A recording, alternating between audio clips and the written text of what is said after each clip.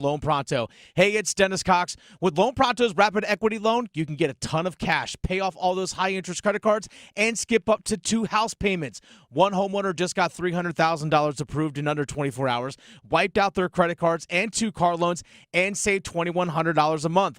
Don't wait, no hard credit pull up front, and you probably won't even need an appraisal. Just fast, easy cash from your home's equity. Act now. Call 919-381-1760 or visit loanpronto.com. Start the new year by wiping out all higher interest debt and lowering your bills by thousands. Call 919-381-1760 and see how much cash you can get today. loanpronto.com. Equal housing lender, NMLS 166171, APR for well-qualified buyers. Visit NMLSconsumeraccess.org. Amy Cox did something smart. She saved hundreds on auto insurance switching to Progressive. And with that money, she decided to treat herself to an anti-aging red light mask. Will she look like a horror movie villain every night? Yes. Will her boyfriend Kevin be scarred for life? That's certainly a risk.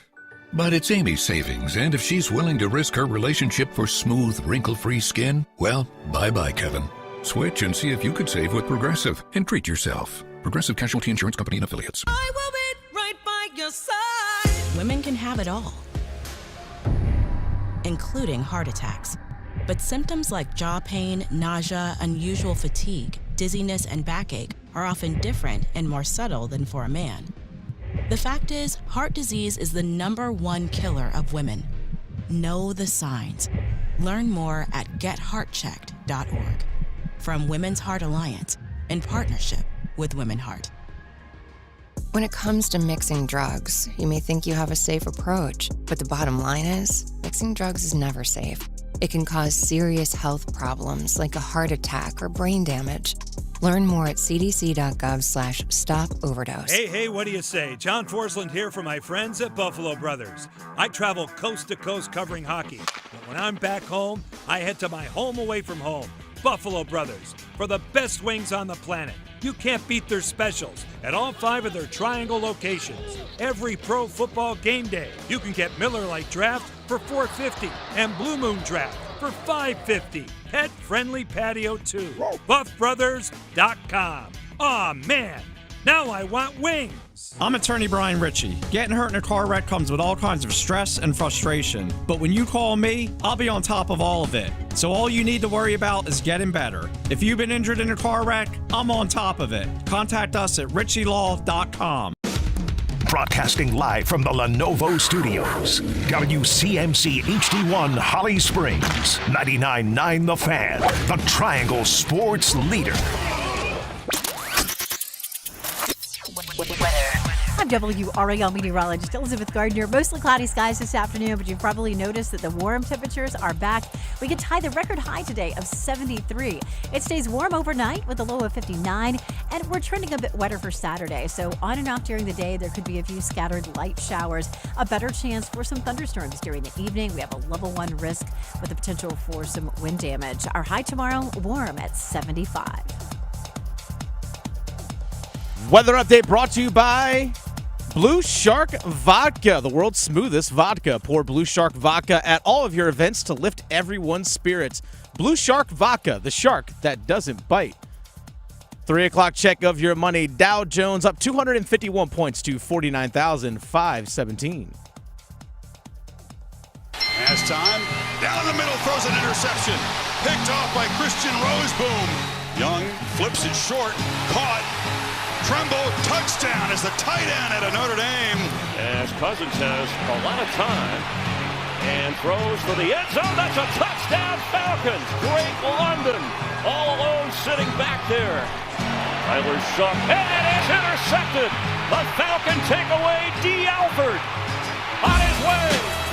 The Drive with Tim Donnelly on 99.9 The Fan. The Drive with Tim Donnelly here on 99.9 The Fan. What's going on, everybody? Happy Friday. 3 o'clock on a Friday. Carolina Hurricanes won last night. Carolina Panthers in the postseason tomorrow. College basketball. In case you can't tell, I'm a little excited. Hopefully you are as well. And because of that excitement, I don't want to wait. So I'm Tim Donnelly. That's Dennis Cox producing. And this is The Drive. And we start with the Big Three at 3.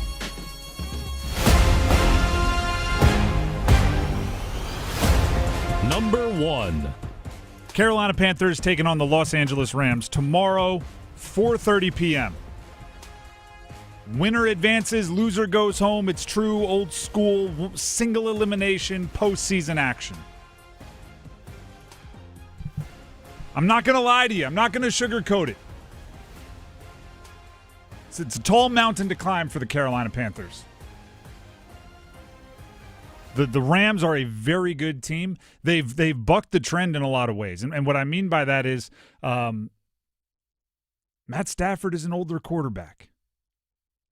Some of their players that they depend on have dealt with injuries in the past, and for the most part, they've come out on the other side of a long, arduous NFL season pretty well positioned. But the coin has two sides. The Carolina Panthers are also getting healthy, and I think that's huge. And what I mean by getting healthy is last time they played the Rams, they didn't have J.C. Horn, might be their best player. They didn't have Christian Roseboom, one of their more important leaders in the center of that defense. They didn't have Trayvon Merrick, a very positive addition last offseason. They didn't have Robert Hunt. Looks like he might be back in the lineup, even at less than 100% after dealing with an injury for most of the season. So as much as we are going to reference the last time they played, or as much as we're going to reference the last 2 weeks when the Carolina Panthers had what kind of could have been playoff games, right? Those games might have been lose and go home.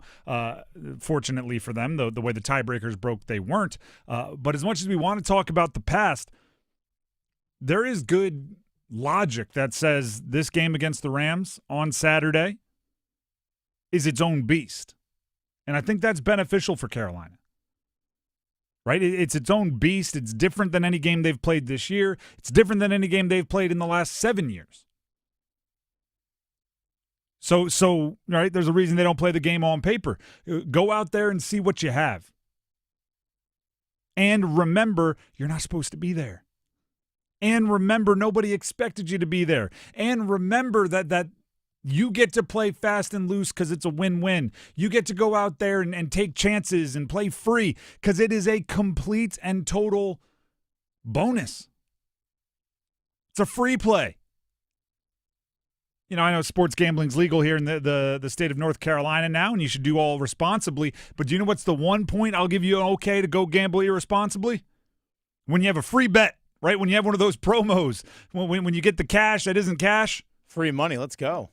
Yeah, go get that 10-leg parlay, right? 10-leg parlay, all seventh-round rookies to score touchdowns, right? If Kyle Monangai and Jesperi Kotkaniemi came through for you, go nuts. That's what the Carolina Panthers are, right? They played 17 regular season games in the NFL. Hit him with the little notification. Hey, you've earned a free play. Go ahead and take on the Rams. Potentially, you can go to the postseason. Right, that's the free play that might win you $10,000, right? Just go nuts. And if you lose, well, you weren't supposed to have that bet in there anyway. Dave Canales, Bryce Young, we'll talk about it. They can level up their reputation in a big way. But I don't think it takes a hit if the Rams beat you because they're supposed to. And we all just get to enjoy it because that's what you do when your team's in the postseason. That's number 1. Let's get to number 2. Number 2. Carolina Hurricanes last night got the dub. They got the win over the Anaheim Ducks 5-2. I don't know if it's felt this way for everybody. It felt kind of like a bullpen game to me. Did you know that did you know? I'm like I'm factoid. Did you know that only 7 skaters didn't have a point last night? Really? And of those 7, Aho, Jarvis, Svetch, Ehlers. Yeah. It's a bullpen game, right? Everybody else showed up and made plays. And you still scored 5. Like it's not that there weren't points to be had. 11 guys had points, right? It's just 7 of them. Of the 7 that didn't happen to be some of the hottest players on your team, right? Since Seth Jarvis came back from the injury, he's been hot. And the Ehlers-Aho-Svetch pairing had been unbelievable this calendar year. And they all, hey, our starting pitcher's arms are a little tired. So where's Jankowski to get us going? Where's Stanky to get us going? The only one, Jackson Blake is kind of the one that you're like, no, he's a scorer. We need him to continue scoring. And maybe Stankoven, but he's been in such a rut that he doesn't feel that way. But, Hall gets the empty netter. It felt very much like the team recognized, all right, our guys have been hot. They're gonna cool off a little bit for a day. We'll pick up the slack, and they did. Stankoven goals in 3 straight now, by the way. Look at that. That's really good for Logan. Felt very needed. But also, I was saying this off air, maybe it's a lesson for us that, hockey's a streaky sport a bit, and certain guys are streaky, and if they go through a slump before you panic, you should acknowledge that there might be a week where they score 3 in 3 straight, or score 1 in 3 straight. I want to make sure my grammar doesn't confuse anybody there. You know what else felt like a little bit of a bullpen game? Freddie Anderson and net stepping up, right? That felt needed. Yeah, I mean, all across the triangle, you probably heard as soon as that thing hit triple zeros, just, and that was just Freddie with a relief. Played really well. Played well enough is what I should say. Gave your team a chance to win, which has kind of been the theme, right? When Brandon Bussey's playing well, everybody's saying, well, he's given us a chance to win. Last night, Freddie Anderson played well enough to give his team a chance to win, and there were some high leverage saves there. There were some breakaways. There were some missed assignments in front of him, and he came through for the most part. Not the most busy day, but he came through for the most part. Yeah, and the 2 goals that he allowed were like, nothing you can do about those. Yeah. Which is fine. Like, stop the ones you're supposed to make. That's all you got to do. Give your team a chance to win. That's all you got to do. And there's another theme for the night, a little motif. They didn't panic at all, right? Down 1-0 after the first period, like their heart rate didn't move. The guys who had been putting up all the points, like I said, go a little quiet. There was not, oh no, what are we going to do? Ehlers doesn't have multiple points. Oh no, what are we going to do? There was just, no, we know what we're going to do. We're going to, our 3rd and 4th line can be our leaders for a game, or our blue line can all tap in with some assists. Jalen Chatfield can rip one from distance. Like there was just quite a bit of, no, we're just going to go to the next thing, right? It's like a protocol, right?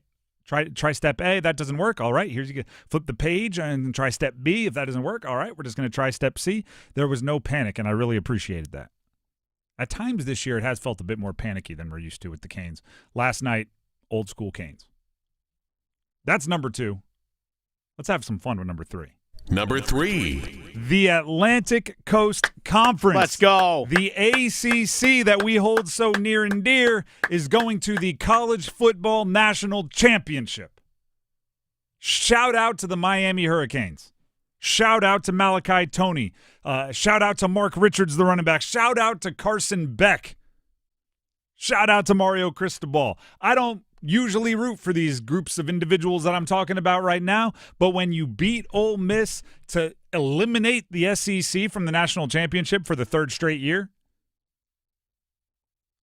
and you get to put Miami into the national championship where they will face either Oregon or Indiana. We get to find out tonight. That is a good day for the ACC. It's a bad day for? It's a bad day for the SEC. It's a bad day for the Big 12. It's a bad day for the Group of 5. It's a bad day for Notre Dame because they're all looking up at us. Take that, Florida State. Take that, Florida State. Take that, Clemson. Miami has now earned $20 million in CFP payouts that if Clemson and Florida State hadn't sued and restructured all of the revenue sharing, would be split amongst all the ACC teams, including Florida State and Clemson. But now, based on their bullying restructuring, Miami's going to keep it all. Now, I would have liked to have seen it go to the schools that we care about around here, but I almost am willing to sacrifice it just to make Florida State look dumb. Our guys will be fine. Florida State's the one that argued that if you make it to the national championship, you just get to keep the money. They said fine, and then someone else made it to the national championship. And it was a really fun game last night, by the way. A really fun game last night. Ole Miss landed their punches, and Miami weathered the storm. Miami landed their punches, and for a good part of the game, Ole Miss weathered the storm. There were clutch calls. There was great play calling. It was a really fun game that came down to the wire, and Miami emerged victorious. And now we get to put on our ACC hats one more time in the national championship game in a little over a week from now. And if Miami wins, it changes the entire conversation. Because, up till now, it's been nice. It's been good for the conversation. Now, if they win the whole thing, now you're looking at Florida State's had one in the last, 10, 15 years. Clemson has had a couple. Miami's been there. I don't know if these other conferences can look down on us the way that they like to, at least not without feeling foolish. Last point I'll make here, I know it's a joke, or at least maybe it started as a joke. I'm starting to think it might be true. Was the SEC really cheating way more than everybody else? And now that everybody can pay large amounts of money and you don't have to hide it, they're just another conference? I had this theory brought to me, and again, it started as a joke, and by the end, I think everyone in the conversation was like, no, I think that's true, that the SEC doesn't have as much money as everybody else. They're just, like we all thought, they're just willing to cheat more.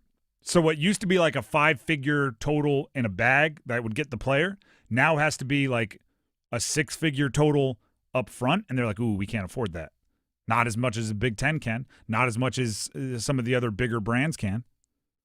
Maybe. Again, I get it's funny to be like, haha, ACC used to cheat. Or sorry, SEC used to cheat. But maybe. I mean, they haven't made it to the national championship game really since NIL hit full swing. Is that a coincidence or is it a sign of something bigger? We'll debate all offseason. Yes. Hey, I'd take both.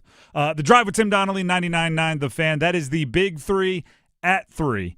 You know it's a great day when the Big Three at 3 has no place for a top 20 college basketball matchup featuring Duke and SMU, or another opportunity for NC State's basketball team to get rolling, or another opportunity for UNC to prove their dominance as one of the best teams in the ACC. Those are all happening tomorrow as well. But, the Big Three only has 3 places, and there's some big stories out there. One of them being Panthers, Rams, tomorrow. What's on the line for Dave Canales and Bryce Young as they take on the Rams? Stick around. Pondering prizes with Cash Pop? Why pick just one pop when you can pick as many pops as you please? Up to 15. Picture this. You pick your pop, perhaps a powerful 7. Now pick more pops like a proud 9, a pristine 15, a perfect 10. Each pop propagates more potential to pack your pockets with prizes up to $2,500. So prepare for a peppering of prizes with Cash Pop from the North Carolina Education Lottery. Cash Pop. Play more pops, win more prizes. Must be 18 to play. See Cash Pop prize and odds charts at nclottery.com. Problem gambling helpline 877-718-5543. I am here with Patrick Day of the Aluminum Company of North Carolina. I'm on your website. Gutter helmets right on the front of the website. Do you have a gutter helmet to fit my head? I have a small head. We have a gutter helmet for every head, Adam. So anyhow, if you give us a call, we'll come out and take a look at your windows, doors, siding, roofing, gutters, and of course we can do the gutter helmet. We have financing programs that are really good. So we have like 12 months with 0 payments for 12 months. You don't have to pay anything. So if you're thinking about home improvements and you're thinking you're saving up for it, just come on and see us and we'll go ahead and get you set up and get your project done, and you can pay in 12 months from now. I feel like you're speaking directly to me. If it's for the exterior of your home, there is no better place than the Aluminum Company of North Carolina. You can find them online, aluminumcompany.com. Siding, roofing, windows, entry doors, storm doors, and the world-famous gutter helmets. Aluminum Company of North Carolina, 1-800-672-4348. If you're exhausted, not just tired, but worn down, this message is for you. I'm Brandon Giggling, president of Parkway Sleep Health Centers. Across North Carolina, many people wait months, sometimes over a year, just to start sleep care. That wait isn't normal, and it isn't necessary. At Parkway, most patients are seen within weeks, with virtual consultations and home sleep studies that remove unnecessary delays. Sleep care shouldn't have to depend on how long you're willing to wait. Parkway Sleep, your fastest path to better sleep. Start today at parkwaysleep.com. Sound sleep, sound health. Field has time. Down the middle, throws an interception. Picked off by Christian Roseboom. And Roseboom makes the plays. The Panthers looking for a spark here. The Drive with Tim Donnelly, 99.9 The Fan. We are going to talk some football here. Obviously, the Carolina Panthers are in a playoff game this weekend against the Los Angeles Rams. But just a quick, this is making something official that, quite frankly, I thought already was official, but I guess I just assumed. 13 minutes ago, UNC football, the Carolina Tar Heels, made it official and put out the release that Bobby Petrino will be their offensive coordinator. I believe they were already getting commits out of the transfer portal that were saying, I want to play for Coach Petrino. Like an Arkansas player came over and said, I'm following Coach Petrino. And I guess it hadn't even been official that he was the offensive coordinator yet. So, just double stamp, a triple stamp, I guess. Just had to sign the paperwork. And, figure out the buyout maybe. But Bobby Petrino, longtime coach and newsmaker in both college and professional football, will be the offensive coordinator. The newsmaker's covering a lot. That's doing a lot of work right there in that there sentence. There are jokes I could make. I will. I will not. Bobby Petrino, offensive coordinator, UNC, officially official. Carolina Panthers in the postseason, also officially official, and it's been that way for a few days now. And the way the postseason works is one outcome in a postseason game, one performance in a postseason game counts like 15 times a regular game as far as reputations for a player, right? If you are a mediocre / slightly above average player in the regular season, but you have a couple postseason performances where you're elite, that cancels out a lot of bad. It's just the way it works, right? They're worth more. They are. It's the equivalent of, the college coach. Actually, I don't even know if this is true anymore. I might have to find a new cliche where it used to be if you could win 7 games, but as long as you beat the rival, that's all like your fan base cared about, right? If Ohio State's coach didn't make the Big Ten championship but was 4-0 against Michigan, that's all anybody cared about. I don't know if that's the case anymore. Like the heated rivalries are becoming like, as long as you raise money in the portal, we'll be cool. But it used to be that way, right? And the postseason's kind of similar. If you are the reason your team loses 4 regular season games, but you're the reason that your team wins 1 playoff game, that's a net positive, right? People get excited about that. And never more so, or for no one more so, than the head coach and quarterback. Dave Canales and Bryce Young could be looking back at this game as a turning point. Either as hard lessons learned or as the moment that they leveled up and continued. I have a little fact here about Dave Canales and his history. Okay, a couple days ago, Josh Grizzard was fired by Tampa Bay as their offensive coordinator.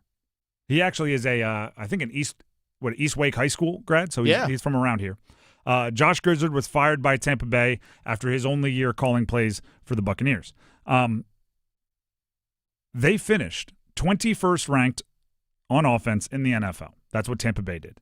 They averaged nearly 2 points more per game this year, the year that got their offensive coordinator fired, than they did the year that Dave Canales was Tampa Bay's offensive coordinator, which led to him getting a head coaching job in the NFL. Grizzard's play calling led to 2 more points scored, and Canales's 2 less points scored. But Canales not only doesn't get fired, he gets to go be a head coach. Grizzard gets fired, and now, calling up his old network, hey, you got a job for me? I can coach receivers. Do you know what the difference is? The difference is the year Canales called plays, they made and won a playoff game. And that makes up for an entire regular season of statistics if you are a part of a playoff winning team. The same is true for head coaches. The same is true for quarterbacks. If you win a postseason game, it changes every conversation about you. Yesterday, we talked with Mike Glennon, former NC State quarterback, longtime NFL quarterback. He told the story of calling his agent during the Daniel Jones contract negotiations, right? And he played with Daniel in New York, and obviously, quarterbacks stick together. So he's was wondering about his buddy, and he called him and talked about the contract, and he said, well, he won a playoff game, right? Because remember, that's what Daniel Jones was coming off of with the contract negotiations and everything. They won a playoff game. I think he threw for 15 touchdowns that year, but they won a playoff game. And Mike's agent told him, once you win a playoff game, you are in a different category of quarterback. Right? You don't walk up saying like, "Hey, this is what quarterbacks that have my stats get paid." You walk in saying, "This is what playoff winning quarterbacks get paid," and it led to him getting $40-something million a year from the New York Giants. It changes everything, and what it does is, and we see this right now. Bryce Young, and Dennis, I think you'll appreciate this analogy. There are two people that if we talk about here on the show. There is no middle ground, right? It is ends of the spectrum. Either you are a hater or you are a Stan fanboy. There's nowhere in between. One is Bryce Young, the other is Jesperi Kotkaniemi. Yeah, we'll have that conversation coming up shortly. You get name called if you criticize either of them, and if you praise them, you get called every other kind of like suck up and brown noser and everything else. Yeah, quit glazing. Yeah, exactly. There's no middle ground.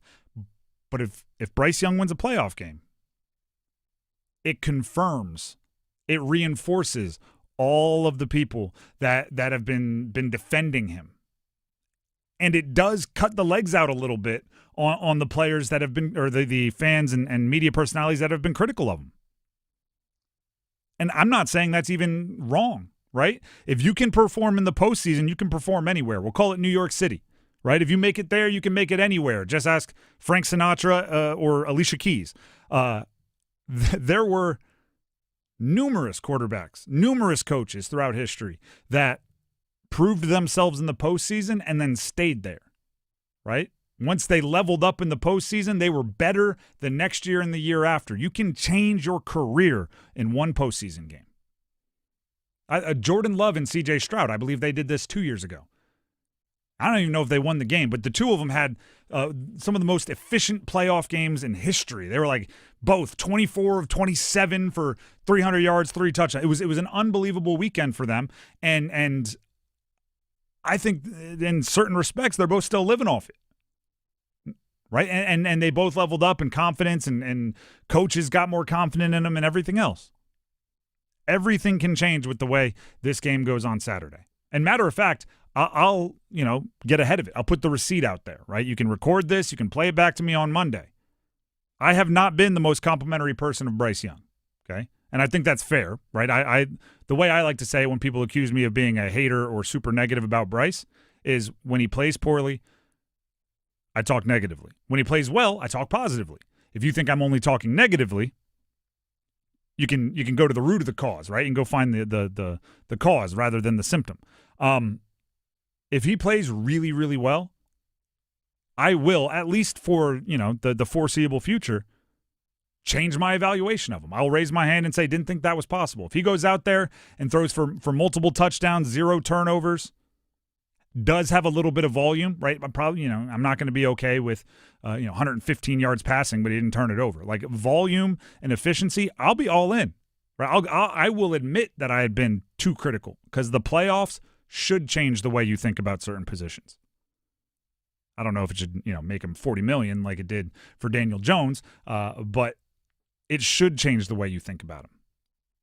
I hope some of you that get mad at me and call me a hater or negative, whatever, Debbie Downer, I hope some of you will also second me in this pledge and say if it goes the other way, you'll be honest and admit that certain things you assumed were true might not be. But that's the beauty of opinions, right? You can change them with more information gathered. Not many people are willing to, but it's something you can do. And I'm looking forward to figuring it all out 4:30 tomorrow. The Drive with Tim Donnelly, 99.9 The Fan. When we come back, we have 2 minutes of gold from Adam Gold breaking down the win for the Carolina Hurricanes over the Anaheim Ducks. And we name today's Dean's List. Stick around. Hey hockey fans, it's Trip Tracy. If you're ready to upgrade your outdoor living space, look no further than TimberTech Decking and Railing. TimberTech is the #1 premium composite decking brand, and it's tough enough to handle anything. It looks just like real wood, but without the costly maintenance of a wood deck. It won't rot, warp, splinter, or peel, ever. And it's backed by industry-leading warranties, so your deck will last year after year. Connect with a local contractor or order free samples at TimberTech.com to see the TimberTech difference for yourself. TimberTech, everything wood should be. It's bow time. A leg and thigh dinner from Bojangles for just $6.99. Leg and thigh dinner from Bojangles for just $6.99. So crispy. So crispy. And juicy. And juicy. So much flavor. So much. Stop it. What are you doing? What, you expect me to get this delicious deal and not say anything? You're unbelievable. You're unbelievable. With a boldly seasoned leg and thigh, choice of fixin', a biscuit, and legendary iced tea, it's a deal so good it's worth repeating. So eat and repeat while it lasts. It's bow time. It's bow time. Dine in, drive through, or tap your favorite delivery app and have Bojangles come to you. Satisfy your craving for flavor right now with Bojangles 2-piece dinner. 2 pieces of Bojangles dark meat chicken, your choice of fixin', a biscuit, and iced tea for just $6.99. That's right, just $6.99 for limited time at participating Bojangles. What are you waiting for? When you're hungry, it's always bow time. I'm at the movies, asking people if they'll switch seats with me for $574. Here, take mine. So what about $574 if you switch your home insurance to Allstate? Too much work. Not if you call them. They handle the switching. Now, that's a plot twist. Shh. Check Allstate first, and you could save hundreds on quality home insurance today. You're in good hands with Allstate. Not available in every state. Based on the national average annual savings for new home insurance customers surveyed in 2023 who switched to Allstate and reported savings. Savings vary. Wesley Financial Group is not a law firm. I'm Chuck McDowell, founder of Wesley Financial Group. Did you buy a timeshare because they told you it was a great investment? That's a lie. Most timeshares can be bought online for $1. To find out what your timeshare is worth and to cancel it, call us today and we'll send you our timeshare exit kit free with all your options for cancellation. Call Wesley for your free exit info guide. 800-771-1300. That's 800-771-1300. Williams at the left wing. Spins off of Ward to the basket, finds himself open. He boxes Ward out with the ball and banks it in. Darian Williams that time used his body and used his strength and got right to the basket and was right there for a layup off the spin.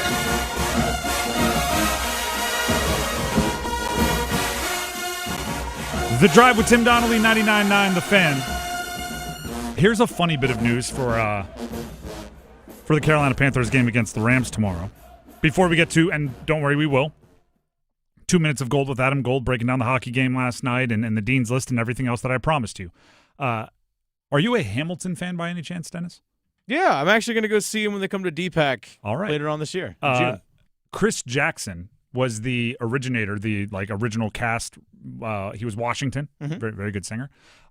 He's singing the national anthem at the Panthers-Rams game on Saturday. Oh, nice. They're bringing in the big guns, bringing in Washington.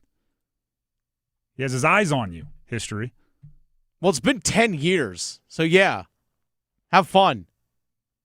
10 years of Hamilton. Since they've had a playoff game in Bank of America. Oh, that's funny. Because I actually think they just celebrated 10 years of Hamilton. Oh, really? So literally, if you want an imagination of how long it's been since they've hosted a playoff game, just think, remember when Hamilton was the biggest thing in the world and it was brand new? Yeah, a little bit before that is the last time they hosted a playoff game. That's funny. It was February 17th, 2015 is when it premiered. So, yeah, right around that same time. Yep. Wow, that's crazy. Either way, he'll be singing the national anthem. So I assume tune in a little earlier if you want to make sure you catch that. 4:30 start, 4:22 might be the time you want to make sure you're locked in on your couch or your seat if you're out there. The Drive with Tim Donnelly, 99.9 The Fan, as promised. The Canes, who won last night 5-2 over the Ducks. A little empty netter at the end to make it sweeter. For the actual breakdown, beyond what I just told you, here's Adam Gold with 2 minutes of gold. Hey, it's Adam Gold, and I've got 2 minutes for 2 months and 2 days between 2 points that Freddie Andersen won for the Carolina Hurricanes. And it's all brought to us by Parkway Sleep. They will help you get good rest faster with the care you deserve. It has been 9 weeks, 63 days, 2 months and 2 days between victories for Frederik Andersen. I don't even know where I was when Andersen last won a game, but right off the hop, Carolina gave him work to do. Now here comes a chance for Anaheim, short-handed, shot right on, save Andersen as he robs Granlund. He got out and matched Granlund's formidable speed. Big early test for the former Duck. Andersen did allow a goal, the first goal. It was absolutely not on him. It was a 3-on-1 right out in front. It was the longest 3-on-1 I'd ever seen. Anyway, Andersen made 2 or 3 really good saves early.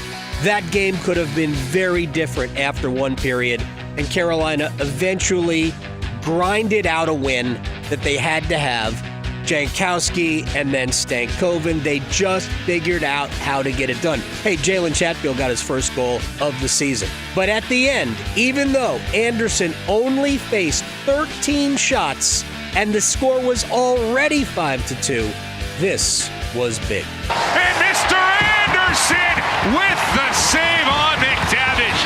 An exclamation point for Frederik Andersen. His eyes, just like you saw in this save early in this period, you could tell he was not going to be denied a victory tonight. On a personal level, it would not have mattered had the goal gone in because 5-3, there were only a handful of seconds left in the game. Carolina was never going to lose the game. But for Andersen to finish off a really good performance with an excellent save, that mattered to him more than anything else. It's proof that Andersen isn't in the rinse cycle. It's proof that he can still be a good goalie for this team.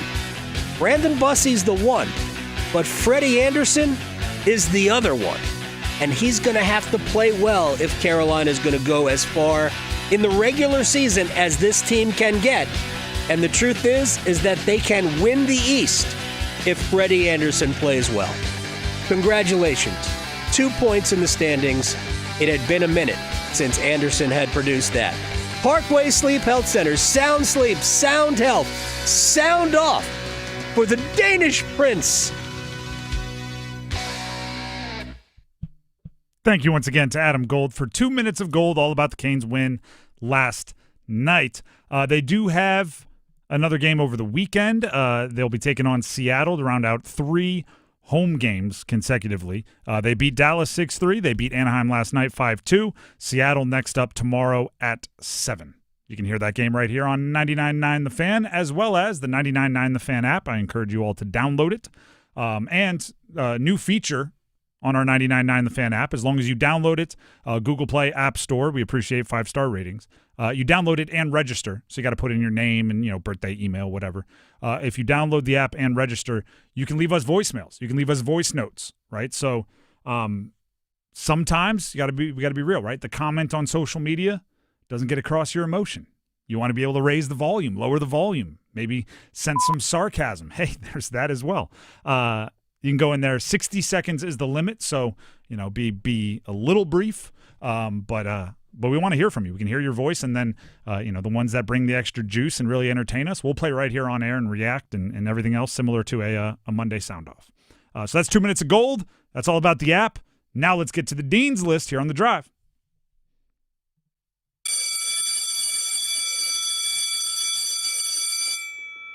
Dean's List, highlighting those in the college sports world that deserve a little extra praise, those related directly or indirectly to the college sports world that we love here.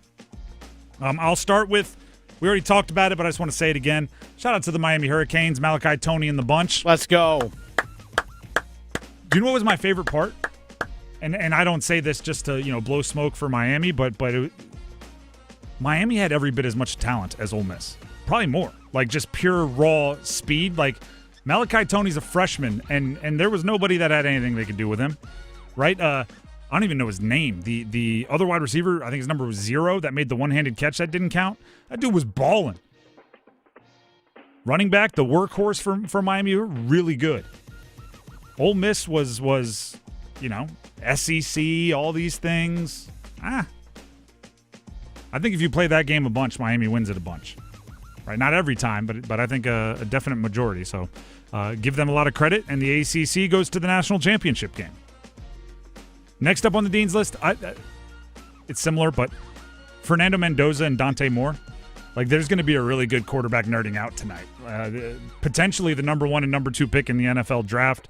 No matter who has the ball, there's going to be somebody to watch that at the most important position in the sport that's turning heads. I watched a little bit of them each this week on tape. Dante Moore can sling it. He has a very strong arm. His deep ball is accurate as all get out. And Fernando Mendoza looks like he's like 2007 quarterback, right? 6'5", laser rocket arm. Looks like he grew up watching Peyton Manning. A little bit more mobile. They run more RPOs, but you get the picture. Do you have some Dean's listers you'd like to throw out here, Dennis? I would like to add on to the Dean's list Duke and SMU, college basketball, tomorrow. Another top 25 matchup in the ACC. Also want to throw out in there another in-state matchup, UNC Wake Forest basketball. I know NC State's got to go on the road and play Florida State, but we got a top 25 matchup, and we also have a rival in-state matchup as well in the ACC. Those are a little bit more high-profile than going down to FSU. I agree. I'll give a different Wake sport a little Dean's List love here. Oh, okay. Wake Forest soccer. Men's or women's? Both. Yes, okay. Wake Forest, I saw this from Wake's athletics Twitter account. They're teaming up with the City of Winston-Salem, the Graylin Estate, okay, and the German men's national soccer team, where they will welcome the 4-time world champions to campus as they prepare for the 2026 FIFA World Cup with training based at Spry Stadium and Wake Forest's state-of-the-art facilities. That's cool. Yeah, so the World Cup's going to be in North America. And I'm assuming that the teams from all around the world are going to need like a home base, right? They're going to want to get here. They're going to want to have a place to train, place to use training like trainers facilities for any boo-boos and owies.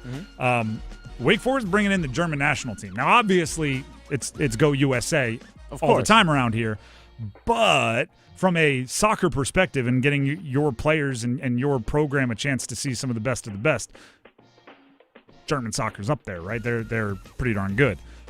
So that's just cool. It's just a cool outside-the-box thinking of how you can kind of create a cool experience for your athletes. I wonder if we'll see a team that'll base themselves here with Wake Med Soccer Park and all that, because that's where the Courage play. And there's also all the fields that are around there, a chance for them to train. I think that'd actually be pretty cool. I don't know how you think of this, right? There might be someone going, we should have thought of it. We have great facilities. Why didn't we call up France or something? Right? Yeah, right. Like but credit for whoever came up with it, and I think that's cool for Wake Forest. Last one here, a little personal, right? I hope you will all indulge me for a minute or two. So Tampa Bay Buccaneers are really shuffling up their coaching staff, right? Coordinators gone, some firings, a bunch of stuff.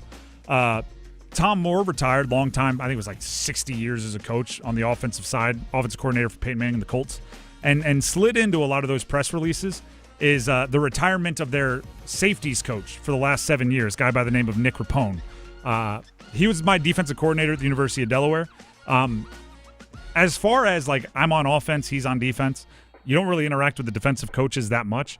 I respect that guy about as much as I can respect any coach that, didn't interact with me on the day-to-day other than like scout team dueling and all that. He's been a active coach somewhere in the football world since 1979. Good friends with Bruce Arians, Super Bowl champion as a position coach with the Tampa Bay Buccaneers. Like you could tell, and I think this is actually the most impressive part, that he was in it for the right reasons. He wanted to develop players. He wanted to pass along wisdom and everything else. I was jealous of the relationship he had with particularly the upperclassmen on defense. Like I wanted that with my coaches because you could tell that they just cared about each other. Made it to 2 national championships at the University of Delaware. Like just an unbelievable coach, and he is retiring after a extremely long career in a very, very competitive business. I don't know, for 5 or 6 years right after he coached us, he was the defensive backs coach for Arizona Patrick Peterson's kind of prime. He was right there. So credit to him. Long career. Happy for him. Enjoy retirement. Well earned. He's probably chewing on a cigar somewhere right now. And I respect the heck out of him. So way to go, Coach Rapone. And it was actually kind of weird. I said Nick Rapone earlier because if I ever said Nick in his presence, I still would like shudder. Like, no, I'm sorry, Coach, sir. But Nick Rapone's a great man. The Drive with Tim Donnelly, 99.9 The Fan. Maybe that little bit of like heartfelt opening up to all of you will soften the punches that are sure to come our way when we talk about Jesperi Kotkaniemi after the break. But before we get to that, I need to tell you all about Manor Service Company. Tim Donnelly here for Manor Service Company. Similar to a coach that cares about his players, the owner of Manor Service Company, Brett, cares about his employees, his technicians, and that translates to you, right? It's the trickle-down effect. Their technicians are well-trained. They are given every opportunity to continue their educations, every opportunity to continue mastering their craft, which is fixing your heating, plumbing, cooling, electrical, right? All of the systems that keep your house up and running. So if Brett is taking care of his technicians in that way, and the entire executive suite is taking care of their technicians in that way, their technicians will be able to take care of you similarly. They care about making your house as stable as possible, right? The things that you want to take for granted, like, you turn on the heater and the heater works, they want that to happen as well. So give them a call and they'll send one of those exceptionally well-prepared technicians out to your home. Again, heating, cooling, plumbing, electrical, all of it. The number to call, 919-361-0993. That's 919-361-0993, or you can visit them online at ManorServices.com. That's MAYNOR Services.com. We talk Carolina Hurricanes. They got the win last night and a report from earlier today that could shake up the Canes roster moving forward. Stick around. It's time for the Coastal Scholar Athlete of the Month. Creighton Blackwell here with Coastal Credit Union and 99.9 The Fan.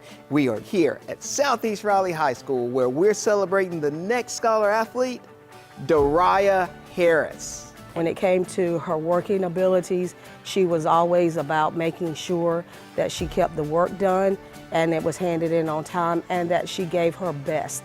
Dariah as a teammate she's like the joy of the team. She's like amazing. She just encourages us, and even if she's not having a good play, she doesn't get in her head, so she like does what needs to be done and while helping the team. When we're down and scoring or something, or can nobody really pick it up, she's one to help us and lift us up. She's just humble, and she has good energy, and she's a good student athlete. Yeah, it definitely means a lot, especially because I am young, and definitely means a lot because I put in a lot of work outside of basketball, like off the court and stuff. I have like a lot of homework and stuff like that, so just making sure that I'm putting that before everything else. It means a lot to show like my work is showing. Congratulations, Dariah. For over 20 years, 99.9 The Fan and Coastal Credit Union have been recognizing scholar athletes at Triangle area schools. If you'd like to nominate a high school athlete, text AWARD to 919-860-5326. That's AWARD to 919-860-5326. If you or anyone you care about is facing a family legal matter, call Cordell and Cordell today at 1-855-GET-LEGAL or visit CordellCordell.com to schedule your consultation. There's a lot on the line in divorce. This is Joe Cordell of Cordell & Cordell, the largest family law firm in the country, with over 35 years of helping clients navigate divorce. But being big doesn't mean less personal or less local. Our attorneys live and work in your community, and as neighbors, they understand the challenges your families face. Divorce touches all areas of your life: your home, savings, retirement, and of course, kids. So when you find yourself facing divorce, you need a partner you can count on. Visit CordellCordell.com to schedule your consultation. If you or anyone you care about is facing divorce, contact Cordell and Cordell today. With over 100,000 clients served, we understand the challenges you're facing on a personal level. Call Cordell and Cordell today at 1-855-GET-LEGAL. That's 1-855-GET-LEGAL. Joseph Cordell, licensed in Missouri and Illinois. CordellCordell.com. Hey, what do you say? John Forsland here from my friends at Buffalo Brothers. During hockey season, I'm bouncing from coast to coast like a puck on ice. But when I'm back in town, I always head to Buffalo Brothers for the best wings on the planet. And check this out. Now they have a new flavor, chili lime. You can't beat the great specials at all 5 Triangle locations, like half-price pizzas, Monday through Friday, 4:30 to 6. You can dine in or carry out. BuffBrothers.com. Aw, man, now I want wings. Now Carolina, Stankoven's out in front, Hall feeds him, he scores! Make it 3 in a row for Logan Stankoven, and 22 ties it at 2. The Drive with Tim Donnelly, 99.9 The Fan. The Carolina Hurricanes got a win last night. Beat the Anaheim Ducks. 5-2. I would say it was closer than the final score would entail, right? Empty netters do that. Late goals do that as well. But it was a 1-goal, 1-assist night for Jalen Chatfield. It was a 1-goal, 1-assist night for Logan Stankoven. It was a 1-goal, 1-assist night for Taylor Hall. It was a goal night for Jankowski, which was good to see, right? Because he's somebody that drew into the lineup, it appears, as due to an injury, right? With Phillips still on the concussion path back. So it was a good day, right? It was a good day for the Carolina Hurricanes. There was a report today that I don't want to say confuses anybody, but it just makes the conversation change a little quicker than you're used to, right? Normally, day after a win, you're just talking about it. You're just enjoying it. Did you see that goal? Did you see how that happened? Unless something like this is revealed. Elliot Friedman, Sportsnet national reporter, an insider, right? Breaks a lot of news in the NHL. Put out a report this morning. It was about 8:40 in the morning. That a name to watch closely in the trade market is Carolina's Jesperi Kotkaniemi. According to several sources, this is Friedman talking, Carolina is considering offers as you read this. That's a dramatic way to say, like, the wheels are in motion. And we actually have Friedman, who, once you put out a report like this, people are going to have questions. And he went on a few different places to talk about it. I believe this is from Sportsnet. So here is Elliot Friedman. There's some stuff I think we're watching now. Kotkaniemi, I think the Hurricanes are considering some things. I have wondered, I don't know what the trade would be exactly, but he fits Winnipeg's MO, a guy with 4 more years of team control. They need forwards. They need someone who's a little quicker. I wonder about that. I've also wondered, he's not the fastest guy, but he's only under contract for 1 more year. I wondered if Mangiapane would make sense for Winnipeg. And I think they've kicked tires around that. I do think they're in that. So, I am wondering if one of these moves here could be a Winnipeg move. So that is Elliot Friedman. By the way, it was on 590 in Toronto for proper accreditation there. Is interesting, right? And it's interesting because I feel like this is happening a lot with the Canes. Things that have maybe made sense to us on the outside for a long time are kind of happening, and it's like, I told you, right? I talked about this yesterday with the production of the top line recently.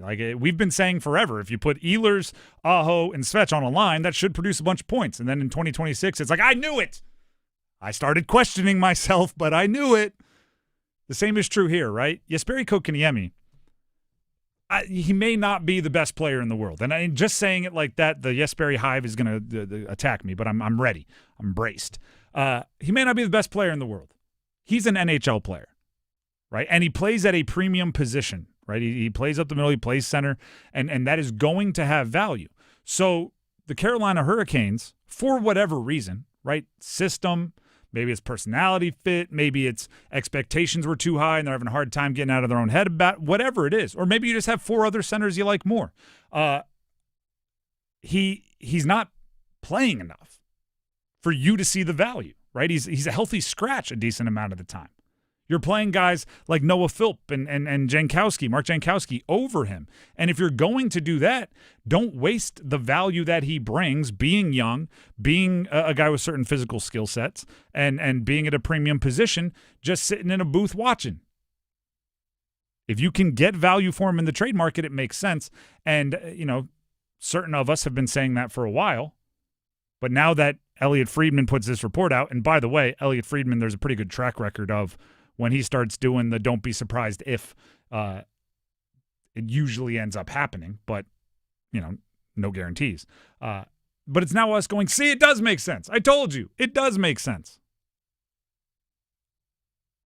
If Kotkaniemi can bring something back that you will use more often, or that you can flip into something that you can use more often on this within this Stanley Cup window that you occupy right now, I think you do it. And that does not say anything negative about who Jesperi Kotkaniemi is as a person, or who he is as a teammate, or who he is. Like it's I think it's really easy to blur the lines in professional sports between player and person. And you might say Jesperi Kotkaniemi is a fantastic fit as a person for what the Carolina Hurricanes are trying to build. And obviously he has great relationships with his teammates. And, you see the behind-the-scenes stuff of him hanging out with the other young guys on the team and Seth Jarvis and everything else. And you're excited about it. But the player doesn't always fit just because the person fits. So trading him, and I don't know, and you actually heard Friedman say it as well, so you're not alone here. I don't know what the value is. I don't know what his value is on the open market. But if you look at what other centers get from a contract perspective, they aren't traded that often because centers are so valuable. So it's hard to pin down the price. But if you look at what they get from a contract perspective, he's not an outlandish it's not like trading some kind of an albatross contract that nobody is going to want. At the very least, he is still for the most part, young player, right? It's he was drafted the same year as Fetch, literally one pick after. He's 25.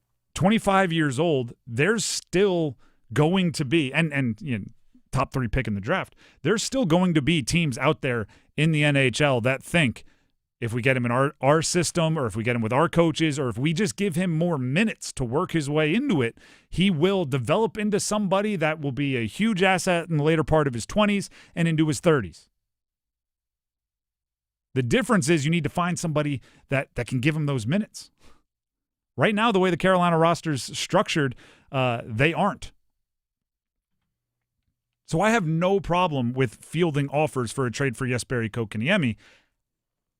I think the best case scenario would be get a good return on whatever that is. And maybe I'll do some thinking on it over the weekend on like what a good return for Jesperi Kotkaniemi is. But send him to the West Coast. Yeah, send him out west. Send him somewhere, I don't think you want to face him a ton just based on relationships, but, I also think you need to guarantee value. So, somewhere on the West Coast for a good return sounds lovely to me. And this can be one of the few where maybe not the, GM, right? Because that's always a little personal, trading somebody away. But for the most part, everybody's going to shake his hand and say, hey, I wish you a bunch of luck. You're a good dude. We've worked hard together, and it's a bummer it didn't work out, but see ya. He's been in the organization. This is his 5th year with the team. So this isn't like a short leash situation. I know some people are trying to float out there. He's been here for 5 years. They have a pretty good idea of who he is as a player, what they feel about him as a player. I always tell people this, and I have to remind myself of this too, especially for fans. Sometimes we get wrapped up in our emotions in terms of what we want someone to be and project or hope them to be, that we have to take a sit back and actually look and see what the rest of the league is telling us about a player. So, for example, by reports from multiple people, whether it's Elliot Friedman, Dave Pagnato, the fourth period, some of these insiders, that when Philip Deneau was part of the LA Kings, similar type situation, healthy extra, scratched a lot.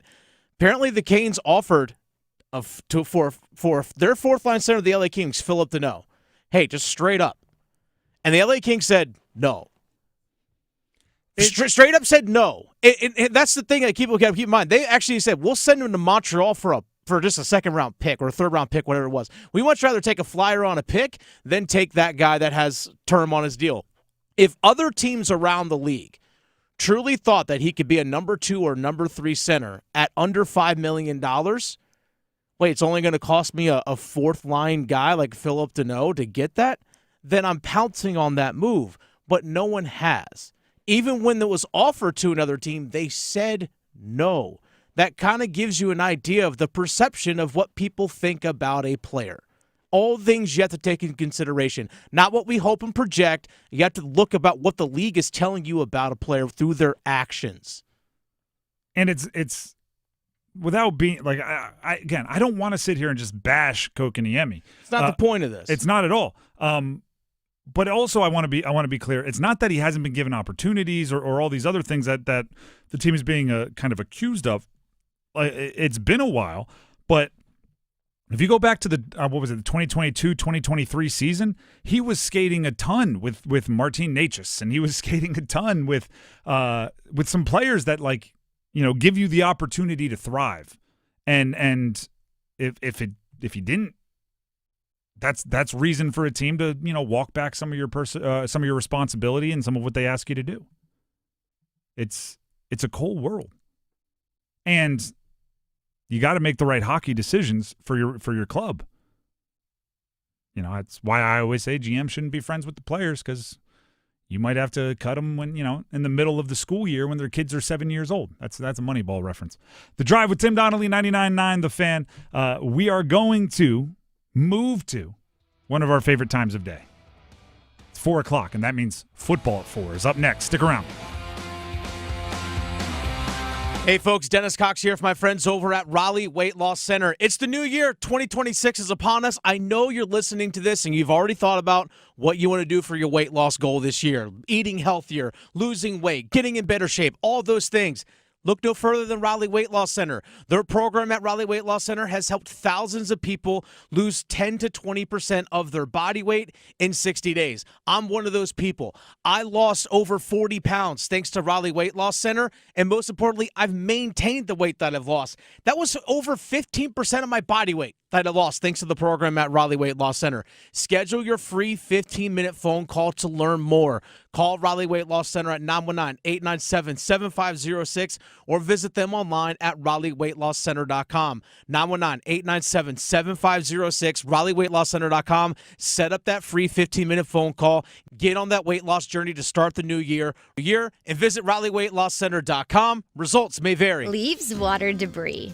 Hi, this is Holly with RoofWorks. There are a lot of things that can wreak havoc on your commercial property, and we are proud to be there for our dedicated customers that depend on us.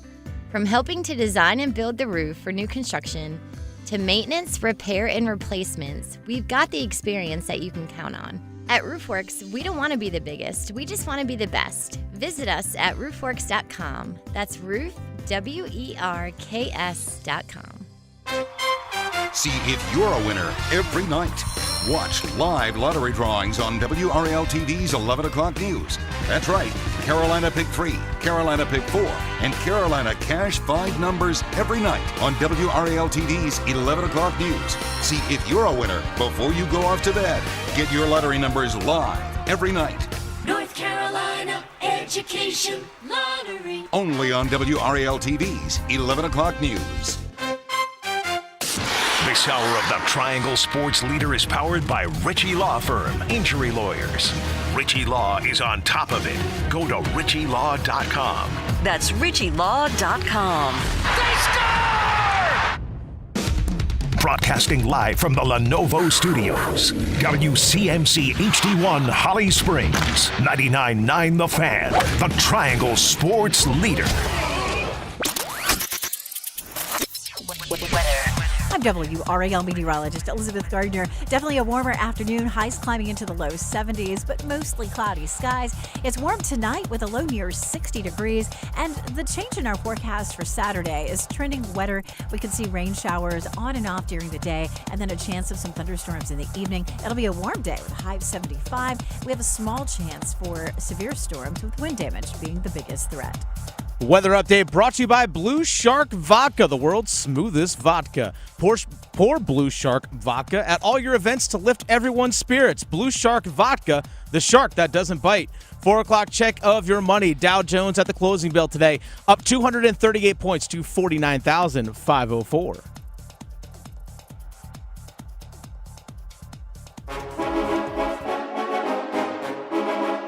Let's move the chains. Time for football at 4. The Drive with Tim Donnelly here on 99.9 The Fan. It is time for football at 4. Now we are 24 and a half hours from the opening kick for the first Carolina Panthers playoff game in quite some time. Tomorrow it won't be football at 4. It'll be football at 4:30 to start things off. But, I think we won't complain about the kickoff time. But what I will do is real quickly here. You just heard a little weather report there during the commercial break. About 24 hours is when I start actually paying attention. Back in my playing career, that's when I started actually paying attention to the weather. Right, I was burned a bunch on Tuesday looking at Saturday's weather, and it's like it's going to be a rain game. And then Tuesday after practice, you're dunking balls in buckets of water to get ready to throw a water ball. And then Saturday comes around and it's 74 degrees and sunny, and you're like, well, I wasted a bunch of time on Tuesday. So I 24 hours is where I feel pretty good. And well, 24 and a half hours out from game time. It looks like it's going to be a pretty miserable day at the up there in Charlotte. A lot of rain, which I don't think is the end of the world. I don't think that's a bad thing for the Carolina Panthers for 2 reasons. If it pours down rain, bad weather, I think, is an equalizer, right? If you are the overmatched team, which, 10-point spread would say the Carolina Panthers are the overmatched team, they're the underdog, a leveling of the playing field happens with the more chaos you can induce, right? With the more times the ball can be on the ground by way of fumble, right? Where funny bounces can 50-50 help you out. If it's a real sloppy day and you can, as a defense especially, work on wedging the ball out, right? Go after it. That helps a lot. Right? A couple fumbles well placed. We've talked about it. If the defense can be opportunistic and the few plays where the Rams give you an opening, not only take advantage of it, but take advantage of it in a big way. Right? If the ball slips out of Matt Stafford's hands, right? He's trying to make a one of those no-look 100-mile-an-hour throws and it slips. Don't just get the pass breakup, get the interception, right? If you take advantage of them in a big way, that could be the few plays that allow you to pull off the upset. Second reason why I think the weather tomorrow could be an advantage for Carolina, and I do want to emphasize that, Bryce Young's history isn't a ton different, but look at what Matt Stafford has done as far as where he's played, right? He's from Texas, warm, right? He may have gone to one of those high schools that has like indoor practice facilities, right? Texas is crazy.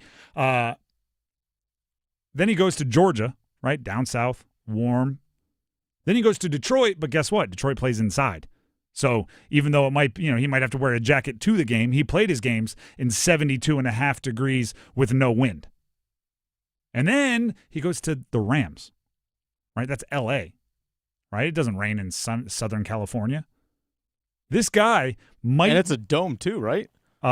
Is the new one a dome? Yeah, SoFi? SoFi, yeah, you're right. So, look at that.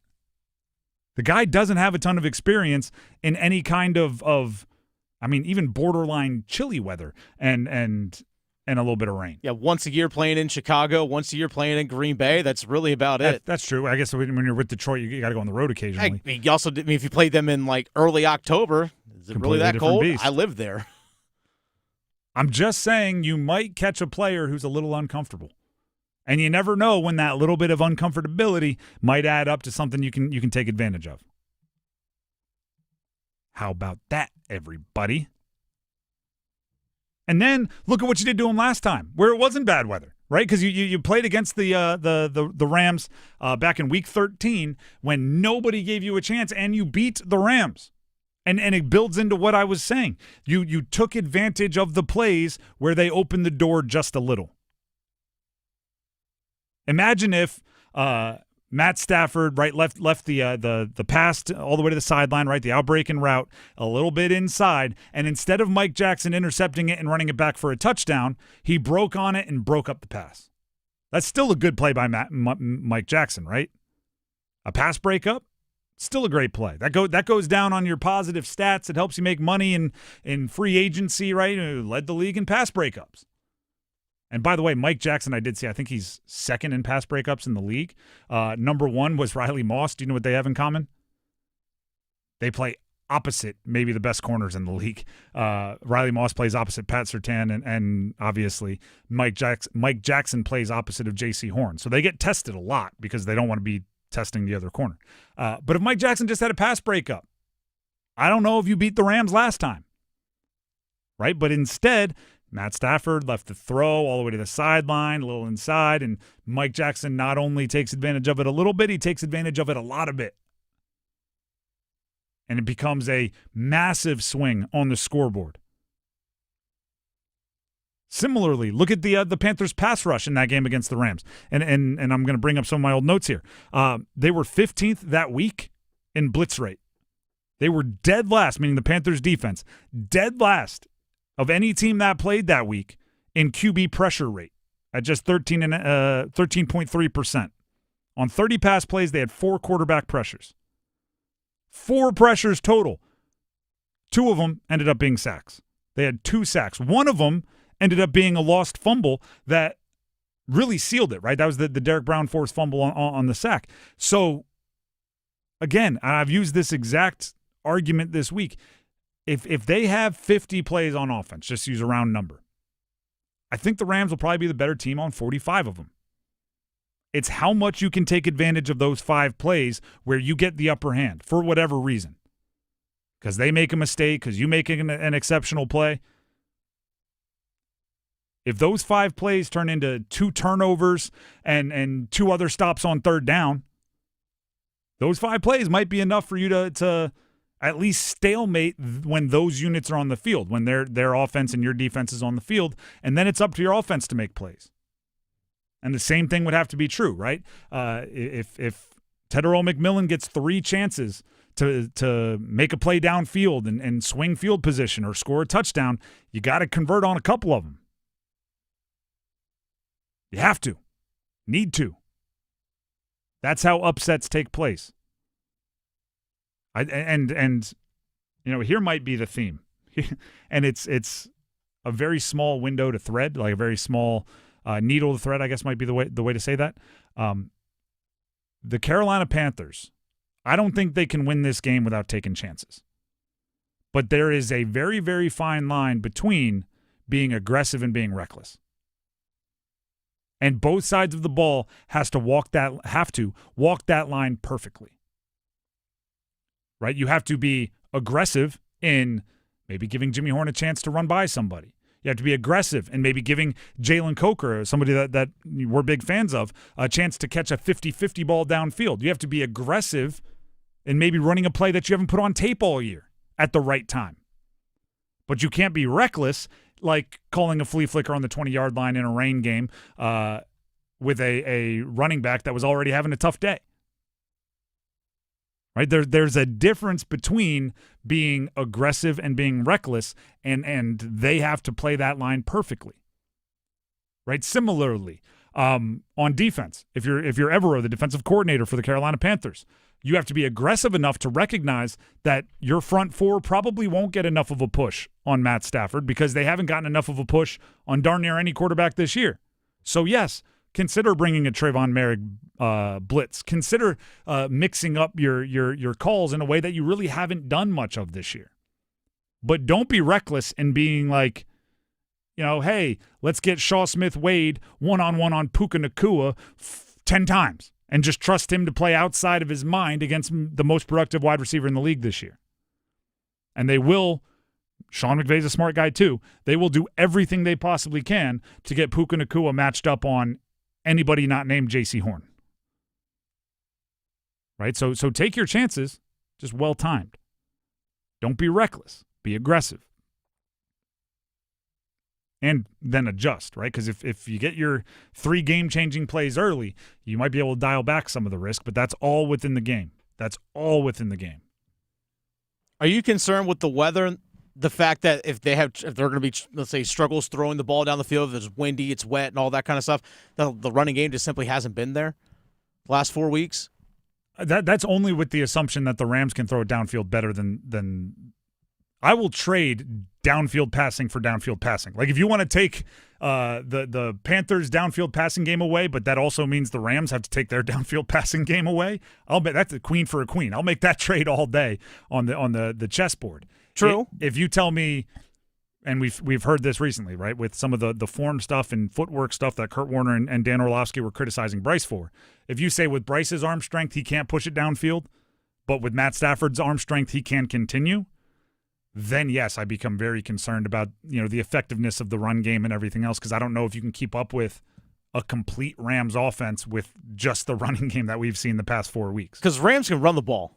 They can. That's the thing. They can run the ball really well. Which is why I'm saying if it becomes obvious they can't push it downfield, I think the Panthers' run defense, when they don't have to play a balanced offense, you can lean on it and really make it difficult for Kyren Williams and Blake Corum to run the ball. The issue would be if they're still a balanced offense and you're not. I don't think the Panthers' offense is good enough to be, one-dimensional and also win a shootout kind of deal, right? If they're going to get involved in any kind of a shootout, and to be clear, the last time they played, it had more shootout elements than like pitcher's duel elements. It was 30 points essentially for both teams. I don't think they can do that if they don't have a balanced offense, the Panthers. And was that the last time the running game was really effective? Was that the last one? Yeah. That was right before kind of the wheels fell off a little bit. Chuba had 17 carries for 83 yards, and I think Rico Dowdle had 18 carries for 53. So they had just over 140 on 35 carries between the two. They probably need something like that, again, regardless of the weather. They probably need 140, 150 yards minimum on the ground to make this one work. Those two have a combined 225 since then. That's not great. No. That's not what you're looking for. But maybe the weather will change things up. Again, if the Rams go on an 80-yard drive and they're at the 17-yard line and they fumble, like those are the types of plays that you look at the end of the game and you go, wow, the Rams seemed like they played better, but Panthers won by 8. Like that's the way those happen. So I'm not doing a rain dance hoping it goes away. Right? I'm doing a rain dance hoping maybe it's a little windy. The Drive with Tim Donnelly, 99.9 The Fan. Also because with so many games on and everything else, I'm going to be watching from inside my house, so I won't be having to battle the elements. That is football at 4. When we come back, we have a treat for you. Dennis has put together a montage that'll explain the entire trip for the Carolina Panthers, how they went from an afterthought to a team of destiny, to an afterthought, to this, to that, to everything else, and ended up in the postseason. It'll be an exciting moment. I'll be hearing it for the first time with all of you coming up next. Move your sports day forward. I've heard all the tired complaints about the transfer portal, which is wide open. It's like the NFL, right? So much free agency, everyone's moving. But trust me, college is a finite experience. If you had a shred of talent and can make the kind of money that they're making in just 4 or maybe 5 years, you do the same thing. Just keep moving. Get set up. Join Next Up with Paul Ihander. Mornings at 9 on 99.9 The Fan, the Triangle Sports Leader. It's bow time. A leg and thigh dinner from Bojangles for just $6.99. Leg and thigh dinner from Bojangles for just $6.99. So crispy. So crispy. And juicy. And juicy. So much flavor. So much. Stop it. What are you doing? What, you expect me to get this delicious deal and not say anything? You're unbelievable. You're unbelievable. With a boldly seasoned leg and thigh, choice of fixin', a biscuit, and legendary iced tea, it's a deal so good it's worth repeating. So eat and repeat while it lasts. It's bow time. It's bow time. Dine in, drive through, or tap your favorite delivery app and have Bojangles come to you. Satisfy your craving for flavor right now with Bojangles 2-piece dinner. 2 pieces of Bojangles dark meat chicken, your choice of fixin', a biscuit, and iced tea for just $6.99. That's right, just $6.99 for limited time at participating Bojangles. What are you waiting for? When you're hungry, it's always Bo time. My name is Whitney Allen. I am a widow. My husband Ryan died. We never thought in a million years we'd have to use life insurance. The unexpected happened. With Ethos, it is so fast and easy. It's 100% online. You can get a quote in seconds, apply in minutes, and get same-day coverage. No medical exams, and you can get up to $3 million worth of coverage through Ethos. Get your free quote at ethos.com/game. That's ethos.com/game. Time spent on application may vary. Online health questions required. It's a new year, and Aleve is here to help you keep your New Year's resolutions on track. Whether it's a daily walk, hitting the gym, or spending more time with friends and family, Aleve's got your back. With up to 12 hours of body pain relief per dose, Aleve keeps you moving with long-lasting body pain relief so you can chase those dreams and achieve your goals. Don't let body pain slow you down. Keep going with Aleve, because this year is your year. Try Aleve. Use as directed for minor aches and pains. Wesley Financial Group is not a law firm. I'm Chuck McDowell, founder of Wesley Financial Group. Did you buy a timeshare because they told you it was a great investment? That's a lie. Most timeshares can be bought online for $1. To find out what your timeshare is worth and to cancel it, call us today and we'll send you our timeshare exit kit free with all your options for cancellation. Call Wesley for your free exit info guide. 800-897-4400. That's 800-897-4400.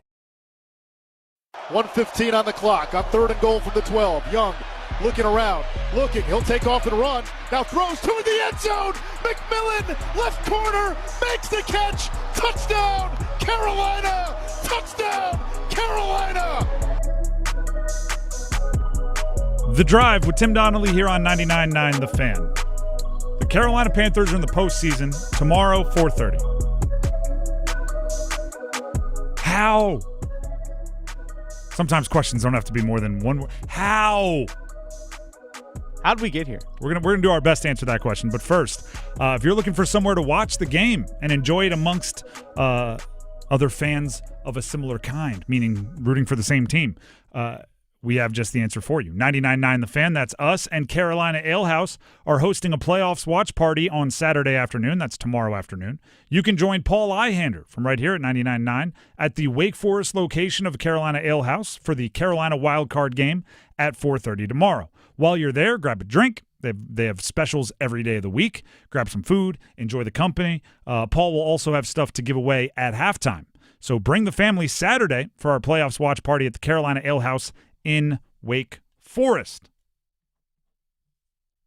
Also, I've seen some picks from some national media members that they are actually picking the Panthers outright to win tomorrow. So there's a little bit of groundswell for the Carolina Panthers, which might lead to another question like, why? Well, I can tell you, we did our best to answer those hows and whys of the Carolina Panthers season. How did they get here?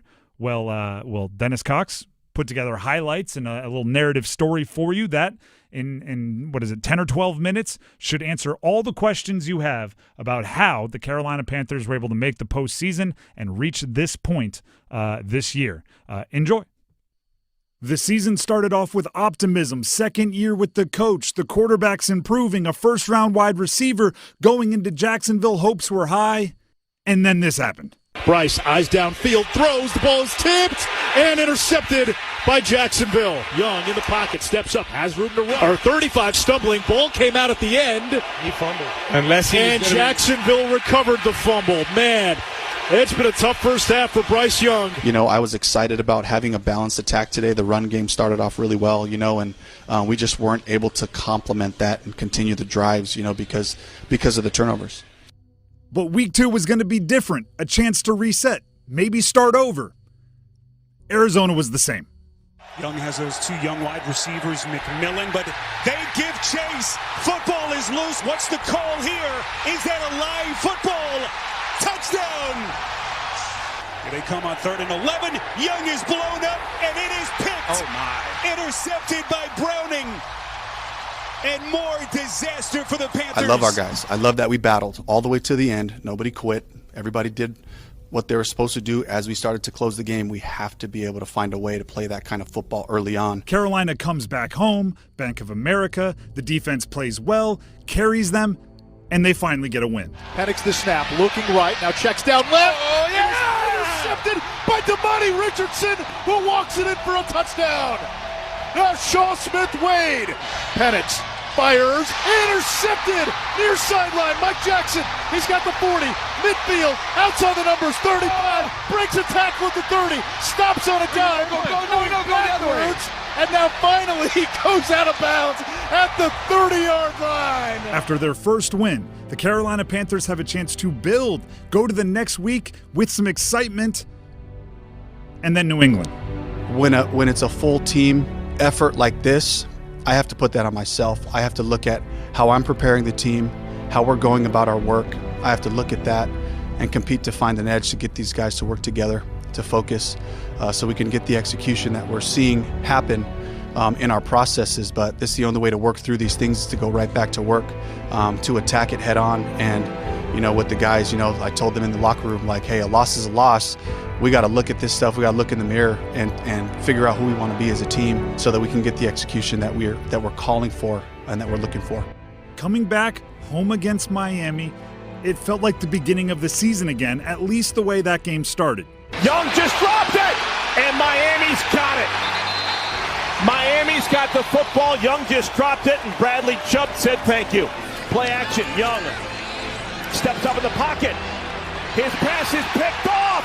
Miami's got another turnover. Rasul Douglas. But just as everybody was ready to count out the Carolina Panthers, they turned to a young stallion from A.C. Reynolds High School in the state of North Carolina to carry the offense. Pitch out to Dowdell. And Dowdell, look at him! What kind of speed do you get, young man? The snap, handoff, Dowdell up the middle, 30, blast through the secondary. He's got midfield. He's got the 40, finally driven to the turf by Fitzpatrick at the 32-yard line of Miami. Caught back in the end zone. Xavier Leggett. Here's the snap, fake to Etienne. Bryce throws, caught by Evans, catapults into the end zone for a touchdown. It's another rookie. It's Mitchell Evans, and he gives Carolina the lead with 1:59 to go. They continued to ride Rico Dowdle, but the game against Dallas was the young Steeds. It was Teteroa McMillan's chance to shine. Empty set, 5 in the pattern. Young floats it, end zone. McMillan, his first NFL touchdown. Make it to Dowdle. Young's got a shuffle. Steps up, throws. Wide open man is Dowdle. And he's going to take it to the end zone against his former team. Touchdown Carolina, and the Panthers lead. Young, under pressure, steps away, fires, scores, touchdown. Another one for Teteroa McMillan. And the Panthers regain the lead. They weren't buckled up. Against the New York Jets, the offense may have stumbled, but waiting to save the day, the Pro Bowler, J.C. Horn, with 2 incredible interceptions. Time going low. He's got him for the end zone and knocked away. Is that intercepted? J.C. Horn. Yes, Horn calls it in and stays in. Floating one and reaching up. It's intercepted by Horn again. There was an uneasy feeling going into the game against the Buffalo Bills because the leader, Bryce Young, was not available, and the game, well, it was obvious. It was a complete disaster. But then, going into the game against the Packers at Lambeau Field, Rico Dowdle was once again ready to take center stage and carry the team. Toss, Dowdle, knifing through for the touchdown, and the Panthers take the lead on the road. Now it's Dowdle right back into the game and right back into the end zone, his second of the day, and the Panthers extend the lead. Following a similar theme to earlier in the season, just as everybody was willing to start believing in the Carolina Panthers, the New Orleans Saints game happened, and a lot of that faith was lost. Chuck will chuck it and throw, and it's Jawan Johnson. down near the goal line and in for a Saints touchdown. Ball is fumbled, and the Saints are on it. And Bryce Young throws one, and it's intercepted. Taken away by Alontae Taylor. Underthrown in the area where McMillan was. Questions rose about the ability of Bryce Young and the offense to push the ball downfield. That's something we're working on. It's just taking advantage of those opportunities one-on-one down the field, and it comes down to just me to you factor and making those plays. At the same time, from a game plan standpoint, I got to make sure we're putting our guys in the right spots, taking advantage of matchups. Bryce comfortable taking those deep shots? We'll have to just keep growing as a group and make sure that we're the time on task, the trust factor, the me to you factor, all those things grow. But Bryce was able to go to the place where he thrives the most, Atlanta. Young keeps it, slings it into traffic right at the goal line, and McMillan is in. Another deep shot down the left side. He drops it in for Lee Gett. Brilliant throw from Bryce Young. Bryce Young steps and throws. He's got it to McMillan. Touchdown, Carolina. Now with the entire world watching on the other side of the country, Monday Night Football against the Niners, the defense was there. Intercepted by J.C. Horn. He's got it at the 25, across the 20, and brings it down to the 16. Purdy steps up, throws toward the end zone. Intercepted again. Picked off in the end zone by Carolina and Mike Jackson. Purdy the snap, play action. Deep drop in the pocket, launches over the middle. Intercepted by Horn again. But Bryce Young, not so much. Play fake. Bryce rolling to his right, throws back in the end zone, juggled and intercepted by the 49ers, and Jair Brown takes the snap. Here's a five-man rush. Bryce over the middle in traffic, and it's intercepted. And then again, when hope was seemingly completely lost, the Carolina Panthers drag us back in with one of the best wins in recent memory against the Los Angeles Rams. Big hole. There he goes. Big play. Chuba Hubbard touchdown.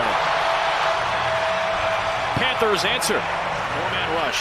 Stafford into a tight window to Nakua. Picked up by Mike Jackson. And Jackson gets the block to take it home. Trying to plug that up. So one-on-one opportunity. It's caught by Coker for the touchdown.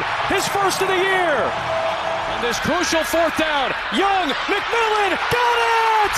Touchdown! Panthers lead! Stafford gets brought down. That ball came out. Derek Brown the hit, and DJ won him the ball. A bye week of rest following the win over the Rams gave the Panthers time to reflect and prepare for the New Orleans Saints again, potentially some revenge. And then Chris Olave happened. Seeing the picture down the middle, he's got Olave this time. Another first down for the Saints. Chuck with time again. He'll sling it far side. He's got Olave again. Look who's awoken. Chris Olave. Chuck again. Olave again. Inside the 20. Make it, take it for Olave right now. You got one-on-one with J.C. Horn up top. On third down, Shuck goes that way. Olave, touchdown! With the NFC South still in the balance and a crucial matchup against their division rival, the Tampa Bay Buccaneers, the Panthers were able to take care of business. Looks like he has help. Going that way, McMillan in the end zone. He's got it! And that's going to be a Panthers touchdown! He's trying to scramble out of it, and he cuts back. Flows, touchdown! Panthers, Jatavian Sanders. But Bryce Young made it all happen. With the opportunity to clinch the division against the Seattle Seahawks, the defense showed up early. Couldn't handle the snap initially, and then Darnold had it knocked down, and the ball pops free again. What's going on? Darnold looks that way. Darnold will throw it, take a shot, end zone, intercepted, over the shoulder for the former Seahawk, Mike Jackson. But yet again, the offense failed the team. And Carolina takes over on a handoff to Hubbard. Tries to redirect, loses the football, and Seattle's got it. Hand it, Charbonnet. The power of Charbonnet to the end zone. Touchdown, Seahawks. 73 yards of offense for Carolina today. This is a 3rd and 3. Drives it downfield. Intercepted. The pick made by Love. And Julian Love running down the sideline. And the ball was rolling at the end of the play. Go with a traditional fullback, running back look. And Darnold's going to throw it. Hits his open man. It's Barner cutting it for the touchdown. And then week 18, once again with the opportunity to clinch the division on national television, everybody watching, the Panthers, they came up short again. Mayfield from the pocket, swings it across the middle, touchdown, Cade Otton. And Tampa Bay right down the field on first blood. But one when Young snaps it, looks to the right side, long throw, and he threw a pick. Tried to get the ball to McMillan, but Jacob Parrish, one of those rookie corners stepping up today with Dean out, makes the play. But with the NFC South in the balance, the enemy of my enemy becomes my friend. On your left. And the dumpster fire that is the Atlanta Falcons turned those flames into a phoenix and rose once again to put the Carolina Panthers into the postseason. Tyler Shough, and it's intercepted. The Falcon take away D. Alford on his way. And that, ladies and gentlemen, is how we got here. With the Carolina Panthers in the postseason against the Rams tomorrow. Hopefully that answered a lot of questions because, I mean, nobody pays attention to the season as closely as we do. And even I occasionally need, and the other media members that cover the team occasionally need to go, remember that? Oh, yeah, that happened. Oh, remember that game? Remember what everyone was saying going into that game? Sometimes we put on our 2020 hindsight glasses rather than what we were actually thinking at that time. So, the quotes and everything hopefully painted the full season picture for you. And credit to Dennis for throwing all that together and editing it all together so we would all be on the same page going into the opener in the postseason for the Carolina Panthers. And just as a season, right, a season is a living, breathing organism. It's always changing. While that bit of production was going on, we received some good news. The Carolina Panthers have activated star offensive lineman, if there can be one of those, star offensive guard Robert Hunt off of IR, and he will have no game status. Questionable as of yesterday.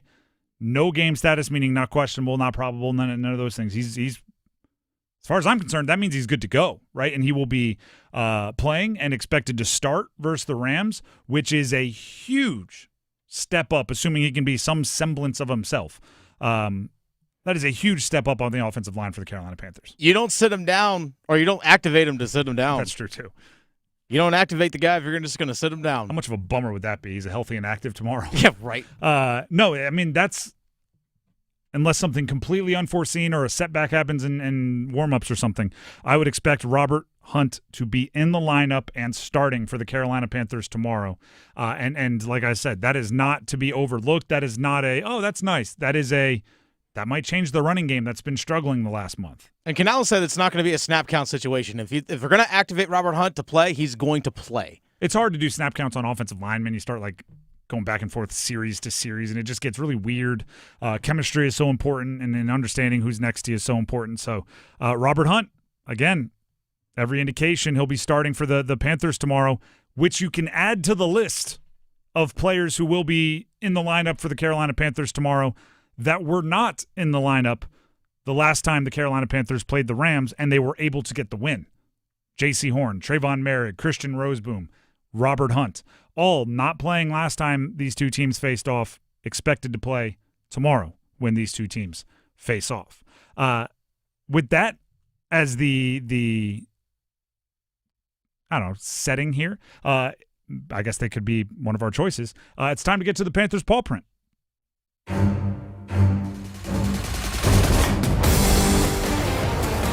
Now, just because I'm competitive and I want to compete against Dennis one time here. Oh, okay. One of our Panthers paw print is going to double. Normally what we do here for Panthers paw print, for those of you that are unaware, Fridays we name the two players each that we think could be the pivotal players for the Carolina Panthers that the game could hinge on. One of them will also double as a first touchdown scorer for us today. Okay. So try to predict who will score the first touchdown for the Carolina Panthers in their game against the Rams. Dennis, as I often say, why don't you go ahead and lead off? All right, so we just talked about Robert Hunt, so I'm going to leave Robert Hunt off my list. Obviously, he's not going to be my first touchdown. I mean, unless you're going to do it. You could get pretty good odds. You could get pretty good odds. Yeah, actually, we'll get tremendous odds. My first touchdown score prediction is going to be Bryce Young on a scramble. Gosh darn it. Is that yours? We're going to have to go to second touchdown score. I have it written down. I have Bryce Young written down. Do you really? I really do. Well, they look at it, thinking of the same thing. And really, it's. I mean, on a scramble, it just seems like he's more willing to tuck it once you're down and tuck it and run. Once you're down inside like the 10, a little bit of a nose for the goal line, but also to protect the football down there is important. So, maybe rather than testing it into a small window, he thinks, I'll put my body on the line here a little bit and go try to run for it. And I think it's a good bet there, particularly if the rain is acting up early, right? You get everybody running around. They might lose track of Bryce and he can go score. So on the spot, we'll go with second touchdown score. Who else? Because we can't tie. That's not allowed. Okay. It's like rock, paper, scissors, shoot, and we both just sent rock. Now, all right, we got to do it again. Who's the second touchdown score? Okay, I'm going to throw for my second touchdown score. I'm going to go with Rico Dowdle. Okay, probably one of the betting favorites, I would assume. Yeah. I'm going to take a guy that again, this is all off the unplanned. I did consider throwing rock again and going Bryce Young twice. Yeah, that's fair. But I will not. I'm going Jalen Coker. Okay. I think he's a bigger part of the offense seemingly every week. And when it comes to contested catches, just getting possession and being in bounds, I think he's one of their best. And he had a big touchdown last week. So perhaps he can double it up. Now more traditional Panthers paw print time. Who is a player that you think might pivot this one in favor of the Panthers if they get the win? I'm intrigued to see the guy you just mentioned, Jalen Coker, because if there is a consistent receiving threat opposite of Tetairoa McMillan, even just for this stretch of the playoffs, but we have seen Jalen Coker continue to grow here in year two, especially as the season's gone along. We missed a bunch of time, obviously, at the beginning of the year because of that quad injury. But he is going to be, in my eyes, the number 2 guy out there in terms of number of snaps. He was against Tampa Bay in Week 18. I have no doubt that it'll continue here this coming week. If he could be a consistent threat or consistently produce opposite of Tetairoa McMillan, then this offense really can cook. I am similar, and it's actually a player you mentioned in your explanation. I think this is a potential star-making opportunity for Tetairoa McMillan. There's one big caveat. Again, we're anticipating some weather tomorrow in Charlotte. He does have a case of the focus drops occasionally where, I think he's thinking about yards after the catch. Maybe he's thinking about, the next move he's going to make and doesn't secure the catch in time. But the postseason sometimes locks you in a little bit more, and weather sometimes locks you in a little bit more as far as focusing on the catch, right? You're extra hyper-focused on watching it all the way in, making sure you get 2 hands on it, all those things. I know the fan base gets frustrated when he attacks with one hand and doesn't make the catch because they think he needs to get 2 hands on it. Maybe in the rain, he's a little bit more inclined to shoot both hands at the catch. But I could see something like a 2-touchdown game from McMillan, and kind of an introduction to the elite tier of wide receivers, and it becomes a career moment for him. So if they're going to get it done, I think they might need a big game from Tetairoa McMillan, and that is my Panthers Paul Print player here on 99.9 The Fan. That is funny. We both went with Bryce Young as our first touchdown scorers. That's not like, if we both would have said Rico Dowdle, I would have said, all right, we're just playing the odds here. But Bryce is a little bit more, down the betting board. Maybe we should bet on it. The Drive with Tim Donnelly, 99.9 The Fan. We will take a break. But when we come back, an all-NFL Wildcard weekend edition of one of our favorite games. Real, bold predictions. Stick around. Hey, it's Adam Gold, and as the Carolina Hurricanes shoot for their 8th consecutive playoff appearance, that's right, 8 in a row, that's not the goal. I should remind you, the goal is being, as Rod Brindamore likes to say, the last team standing. What do they need? Who will get them there? You know where you can find the answers on every episode of the Canes Corner podcast, live on YouTube after games, and wherever you get your podcast. Rate, subscribe, like, share, tell your friends. Never have I ever called my sister from the finish line of my first marathon. Hello? You won't believe where I am. Are you running? Mile 26. I'm gonna make it. Switch to T-Mobile's 55 Plus plan and get iPhone 16e with its advanced camera system on us. Plus, 2 lines for just $30 a line. Guys, I can't believe it. I knew you could do it, babe. That was amazing. Mom, how do you feel? I feel great. I can't feel my feet. Let's take a picture. And then you may carry me to the car. Share every stride, every mile, every memory on America's best network. Switch to T-Mobile's 55 Plus plan and get iPhone 16e on us and 2 lines for just $30 a line. With 24 monthly bill credits and 2 eligible port-ins on Essentials 55 Plus for well-qualified customers with autopay, plus taxes, fees, and $35 device connection charge. Credits end and balance due if you pay off early or cancel. Contact us. Finance agreement 128 gigabyte, $599.99 required. Best mobile network in the U.S. based on analysis by Ookla of Speed Test Intelligence data 1H 2025. Visit T-Mobile.com. Adam Gold in studio with my man Patrick Day from the Aluminum Company of North Carolina. All right, let's paint the scenario here.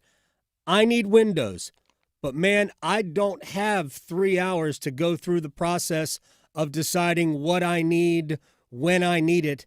Can you help at the Aluminum Company? Absolutely. So, first of all, when we come out to your house to look at your windows, typical window appointment may last 45 minutes, an hour.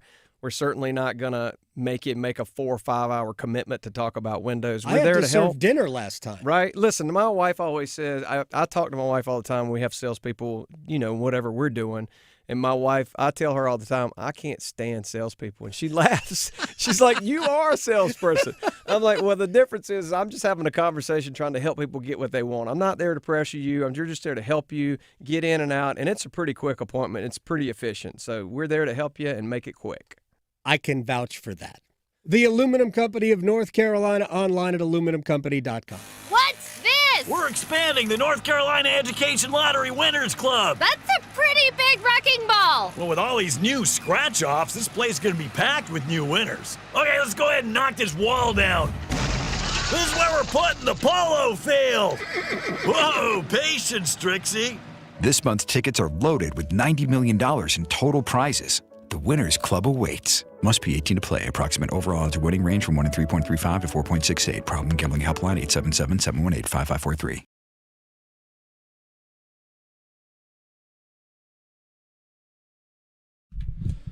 This is The Drive with Tim Donnelly here on 99.9 The Fan.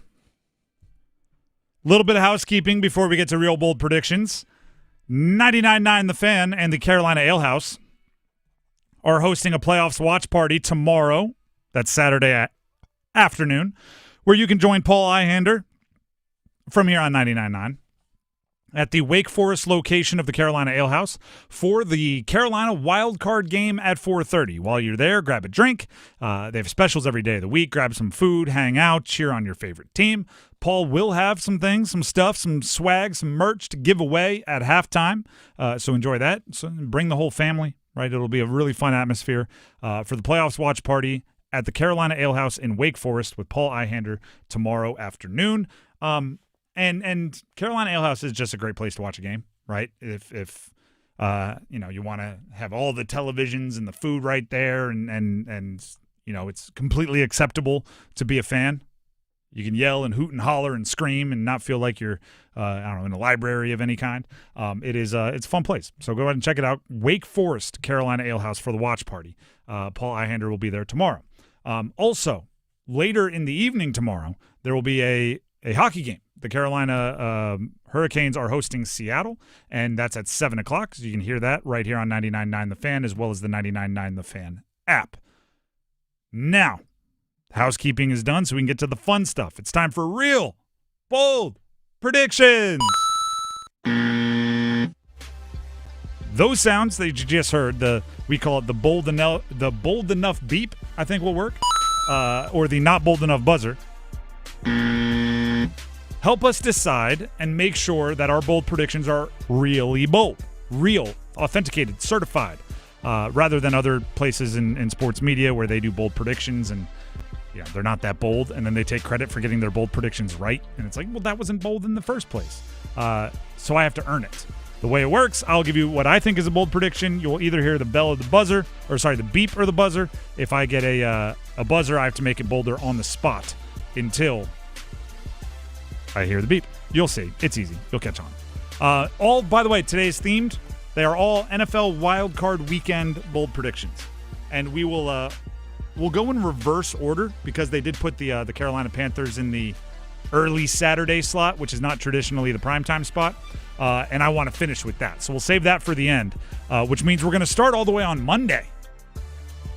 Texans at Steelers. 8:15, little Monday Night Football. Here's my bold prediction. I think Aaron Rodgers throws for more yards than C.J. Stroud. C.J. Stroud's the young whippersnapper. Aaron Rodgers is old at the end. How about this? Aaron Rodgers throws for more yards than C.J. Stroud and at least 2 touchdowns. 3 touchdowns? That's going to be a great day for Aaron Rodgers. More yards than the opposing team's quarterback and 3 touchdowns? Yeah, but it's not like Houston's offense is necessarily this high-octane thing. But Houston's defense is unreal. Oh, I know, but here's the thing. If Pittsburgh's defense is playing right, like they're capable of when they're turning the ball over and stuff, it wouldn't shock me if C.J. Stroud has a 123-yard day. So, I mean, just saying. Yeah, I'm just saying, Rodgers against that defense might be only need 130. I know, but he might throw for 130.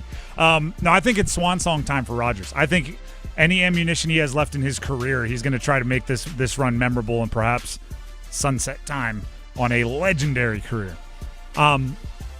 Next up, Chargers, Patriots, 8 p.m. Sunday night. I think this is a massive rookie running back day. Omarion Hampton, Travion Henderson combine for 225 or more rushing yards. Omarion Hampton, by the way, today was listed as questionable, former UNC running back, but he then told the media, like, I'm expecting to play. Yeah. Which I respect him going, like, let's not play games. I'm out there. I'm going to run the football. Travion Henderson, he might only need, 2 carries to do his part. He is, long runs, Jahmyr Gibbs in the last, 8 weeks, whatever it's been. And Omarion Hampton didn't play last week. I think that's going to go a long way towards getting him healthy enough to be the player that we all know he can be from his time at UNC. I think it could be a really big game for a couple of young rookies. Granted, Chargers' offensive line stinks, but Omarion Hampton, healthy, I think can help make them a little bit more balanced. Niners, Eagles, they're the early game, or the middle game on Sunday, 4:30. Niners, Eagles probably was a pretty popular, conference championship pick at the beginning of the year. I'm going George Kittle, 2 touchdowns, 2 or more.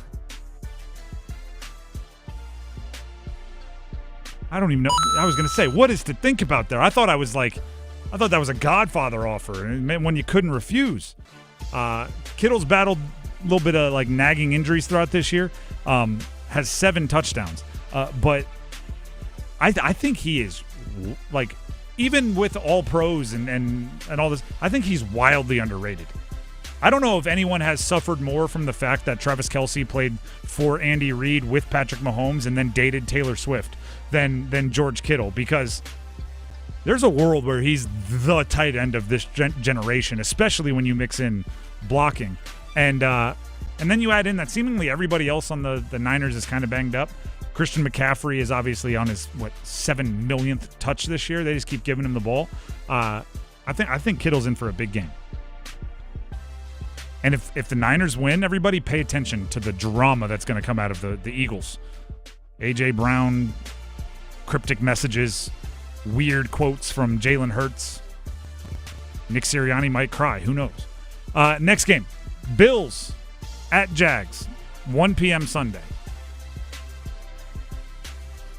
Jaguars win? Not bold enough?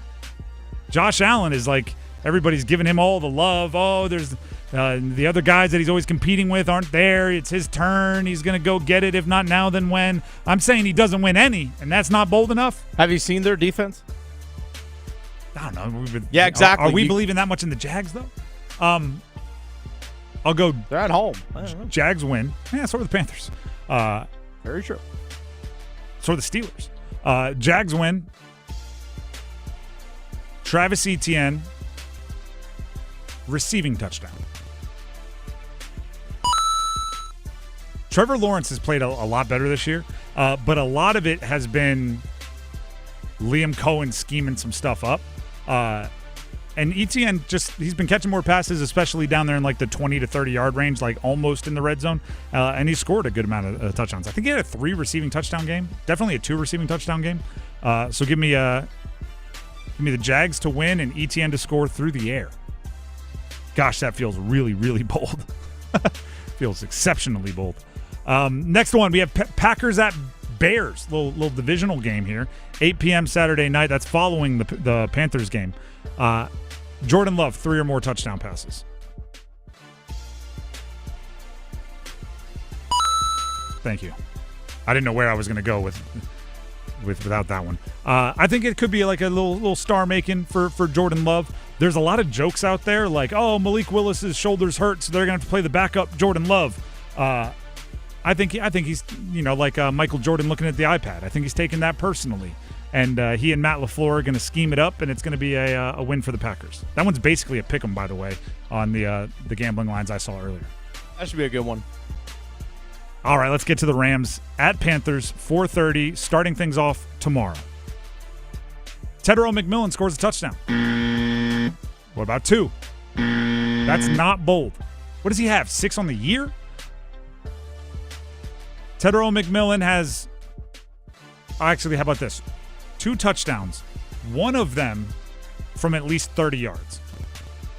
And remember, it's going to be pouring rain. I feel like this is a losing battle I'm fighting here. Some of these are also combined on things that I've said like all week, so I'm like doubling down on them. Prince Umanmielen gets a sack. I don't even know how many snaps that guy's going to play. I think he's played like 6. He played 7 against the Rams. I think he played 9 against Seattle in the game before. Or sorry, against the Bucks. 9 against Seattle the game before. He's an athlete. Like he is a little bit more explosive. I think he's got a little bit more balance. He's a little undersized, but if it's a slick day, I think he might be able to keep his feet a little bit better based on the athleticism, and might be able to take advantage of a slip here or there from a guy trying to block him. So give me Prince Umanmielen, rookie 3rd round pick, sack. Hopefully, this is where the Panthers have to get a little bit lucky. Like if he gets a sack, hopefully it's a 3rd down, right? And it makes it 3rd and long and they punt, right? Hopefully it's not, a sack on 1st and they pick it up to Devontae Adams on the next play. Like you gotta, the timing of it has to be a little beneficial as well. More bold predictions. J.C. Horn gets an interception. I think Matt Stafford has thrown like 6 of them all year, maybe 8. 1/3 of them gained to the Panthers. Not to J.C. Horn. Yeah, because he didn't have a chance. J.C. Horn pick 6. I think it's got to be big time players make big time plays in big time games. If J.C. Horn gets his hands on the ball, I think he's got to do something with it. But also, I think J.C. Horn can make an interception where there's like no chance for yards after catch. Is it still that on defense? Yards after interception. Yeah, we'll go with it. Yay. Because he makes diving interceptions with one hand, and it's like it's not like, oh, you didn't make the guy miss and stay on your feet when you were full Superman layout dive, getting just fingertips on it and making the interception. But I think J.C. Horn's going to have a really good day. This is a late addition to Real Bold Predictions.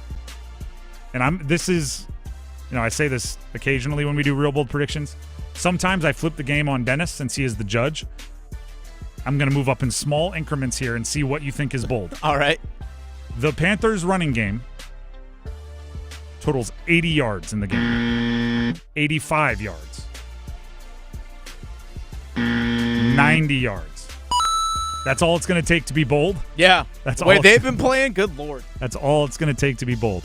I hope they stay committed to the run because I think it's important to keep the Rams' offense off the field. And I don't need 5 yards a carry, but give me 3.9. Like I don't need crazy. Give me just effective enough that it's not bad ball to continue running the football.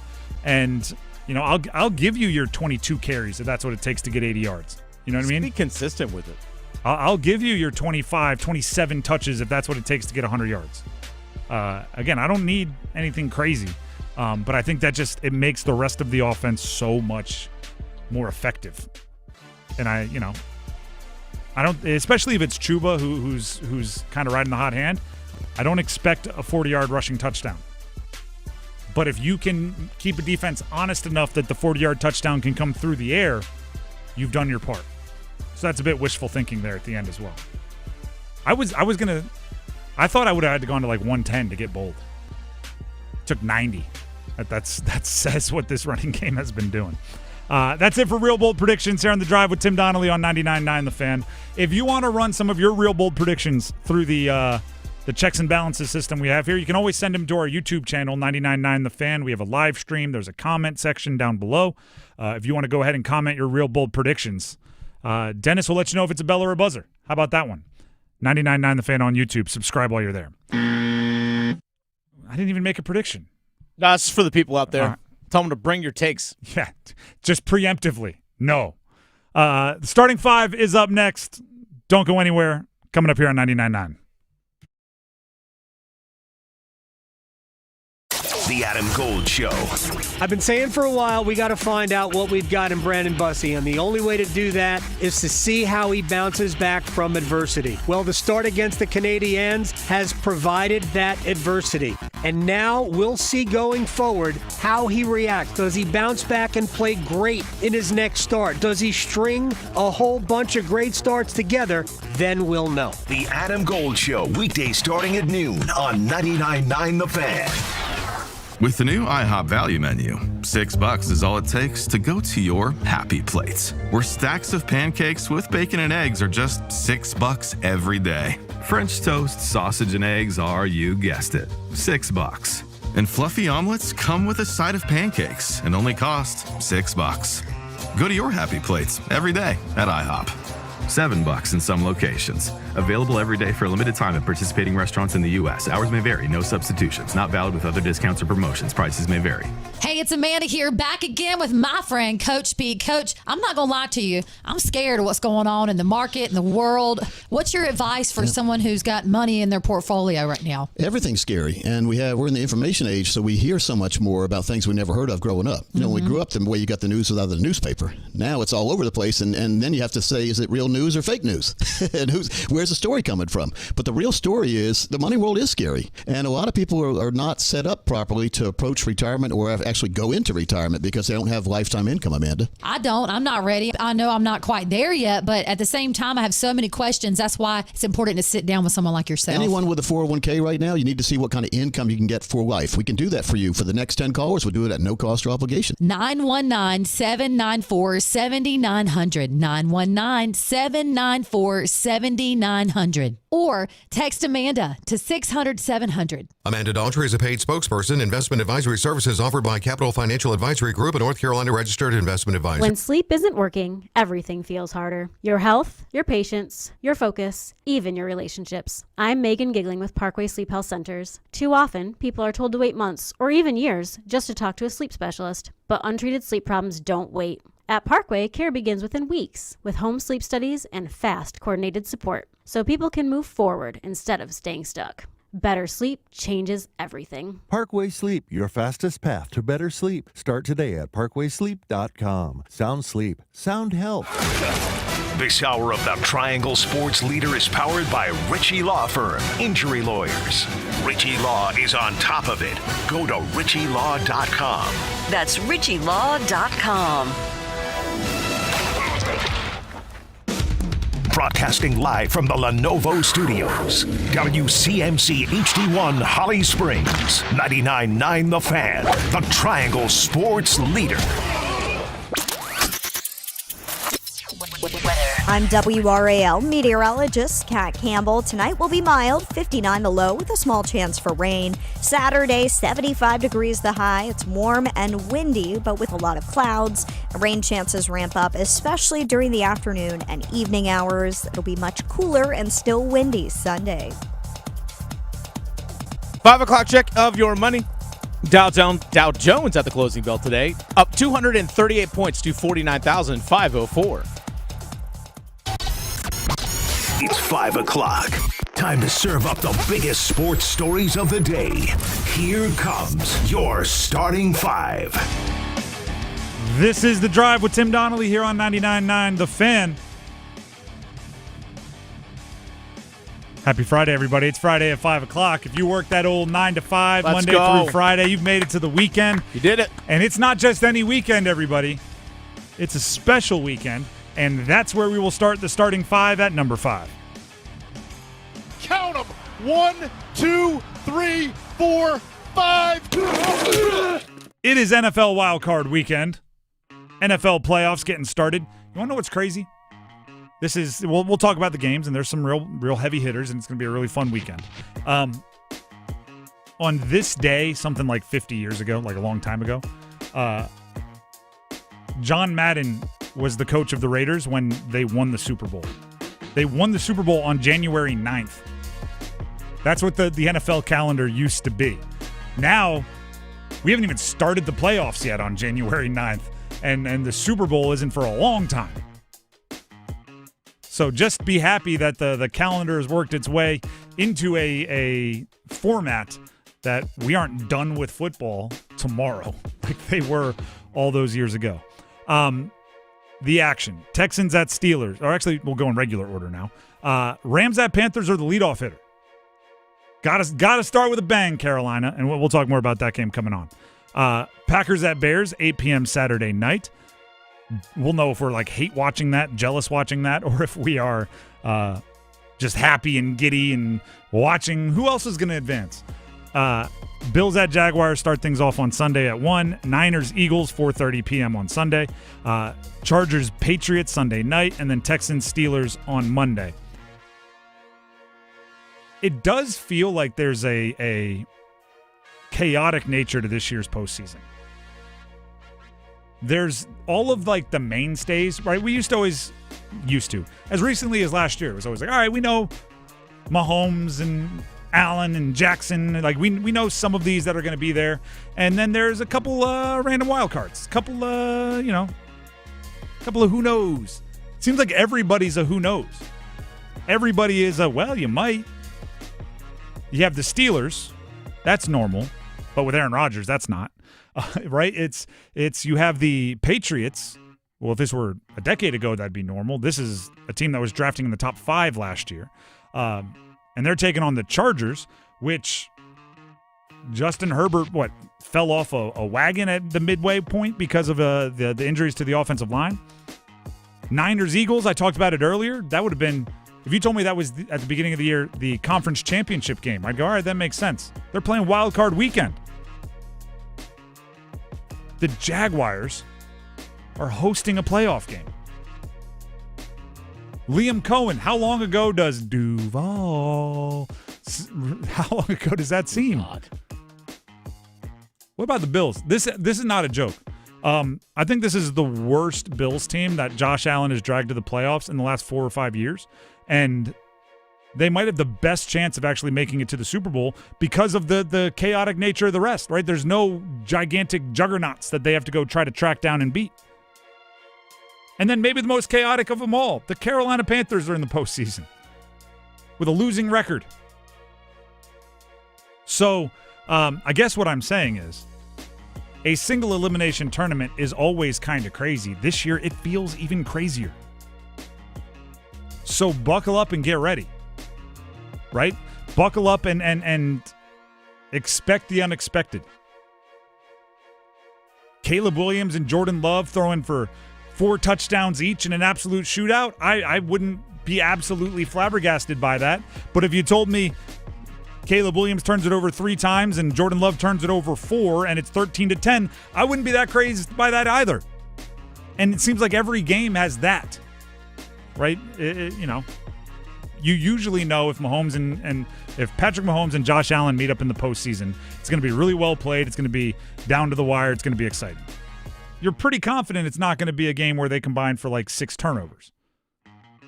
Almost every game, looking at this, I could see a game where it's high scoring and really well played offense, or it's a game dominated by the defense with 6 turnovers, and that's kind of nice.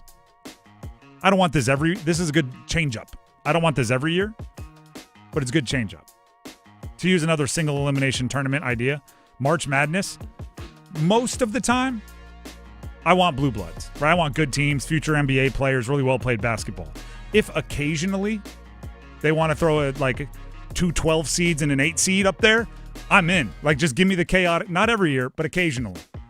This feels like a 2 12 seeds and an 8 seed Final Four year. Very well could be. And guess who's the equivalent of a 12 seed in this tournament? Panthers. You're darn right. I think they're the 14th seed of all the teams. I meant, yeah. I know what you meant. I get what you mean. Yeah. The Miami Hurricanes, they're a 10 seed. They're in the championship of the football. So take that. That's number 5. Let's get to number 4. 1, 2, 3, 4 all together. We have a really, really fun and likely to be overlooked day of college basketball tomorrow for the Triangle teams. It starts at noon with NC State at Florida State, which Florida State non-conference schedule did not show much bite. It seemed to be all bark, but they've actually put up some really good fights once conference schedule started, right? They beat Virginia, I think it was. Don't quote me on that, but they put up really good fights against UNC and Duke. Much more than you'd expect based on what they did in their non-conference schedule. So NC State now, as a team that is constantly trying to find themselves and figure out what they do best and how to make Will Wade happy, they did not beat Virginia. You're shaking your head. Who did they beat? Nobody. Nobody? I thought they beat somebody. No, they beat Jacksonville, if you want to count them. No, that's not what I'm talking about. All right. Virginia Tech is the one that beat UVA. That's what it is. Either way. Florida State still. They've shown more bite. Not bite. More threat in the non-conference schedule than they showed in their non-conference schedule. And they're probably just dangerous enough that State's got to be on alert as they continue to find who they are and what makes Will Wade happy. And, Darian Williams might be playing more point guard. Played point guard in the absence of Trey Holloman a bit last game, and it seemed to have worked, got him going. So maybe that's the point. Then later in the afternoon, Duke, who's, top 6 team in the country, is hosting number 24 SMU. That's a top 25 matchup in Cameron Indoor. And it's the second consecutive top 25 matchup for Duke after they went on the road and beat Louisville. So, as far as tests go with tournament feel, back-to-back top 25 teams are kind of, what John Shire tries to put in their non-conference schedule, right? He always has a stretch where there's a bunch of top 25 teams in a row, and I don't think that's an accident. And now he's getting kind of a bonus version of that towards the beginning of the conference schedule. SMU's playing really good basketball, by the way. They beat UNC pretty handily. Boopy Miller, who we all remember from his time at Wake Forest, has grown into a really good player with SMU. They have some size. They've got it going a little bit, and that's why they're ranked 24th in the country. And then, of course, the in-state matchup as the latest game on the slate for the Triangle. Number 17 UNC at Wake Forest, I believe. This could be one of those games that changes the season for Wake. It's in Chapel Hill. It's in Chapel Hill, so reverse that. Wake Forest at number 17 UNC. Didn't sound right that's why I threw the I believe in there. Either way, if Wake Forest needs big games to change their season, this could be one of them. And UNC, on the other hand, doesn't want to let that happen, right? The ACC is back to being more of a meat grinder of a schedule, and this is one that UNC kind of has to have. Caleb Wilson, as well as Cameron Boozer from Duke, failed to mention, we're both on the top 25 midseason Wooden Award watch list. And if you want to be a Wooden Award candidate, you better show up in games like this and lead your team to wins. That's just a great college basketball slate. This is one that if the Panthers didn't make the postseason, those 4 leading right into a Canes game at night would be like, who's missing football? But now that we have a playoff game, it's like, just an awesome crossover event. That's number 4. How about number 3?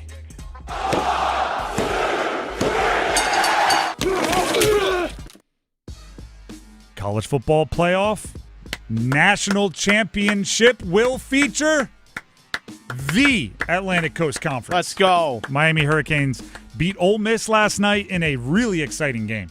Back and forth. Trinidad Chambliss played well for Ole Miss, showed all the things that makes him special. Kewan Lacey, the running back for Ole Miss, had a long touchdown run, like a 70-yard touchdown run. I've never seen this. He apparently tweaked his hammy, didn't play the rest of the first half, came back out and was running in the second half. I don't know how you do that with a hamstring. As somebody with hamstring injuries in the past, normally once you tweak it, you're kind of on the shelf. To just mind over matter a hamstring injury is crazy. But that's the kind of game it was, right? When the moment you thought you had your finger on the pulse of how that game was going, something else happened, right? An interception or a big play, long touchdown run. It was a really fun one, and it puts the ACC in the national championship. Who they face, that'll be decided tonight between Indiana and Oregon. So, that's going to be a big one.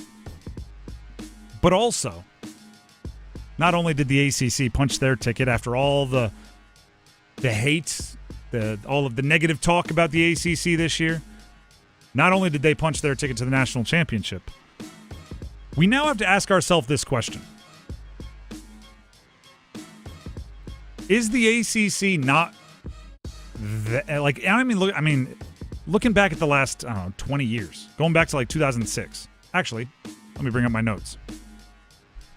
For 16 of the 17 years between 2006 and 2022, the SEC appeared in the title game.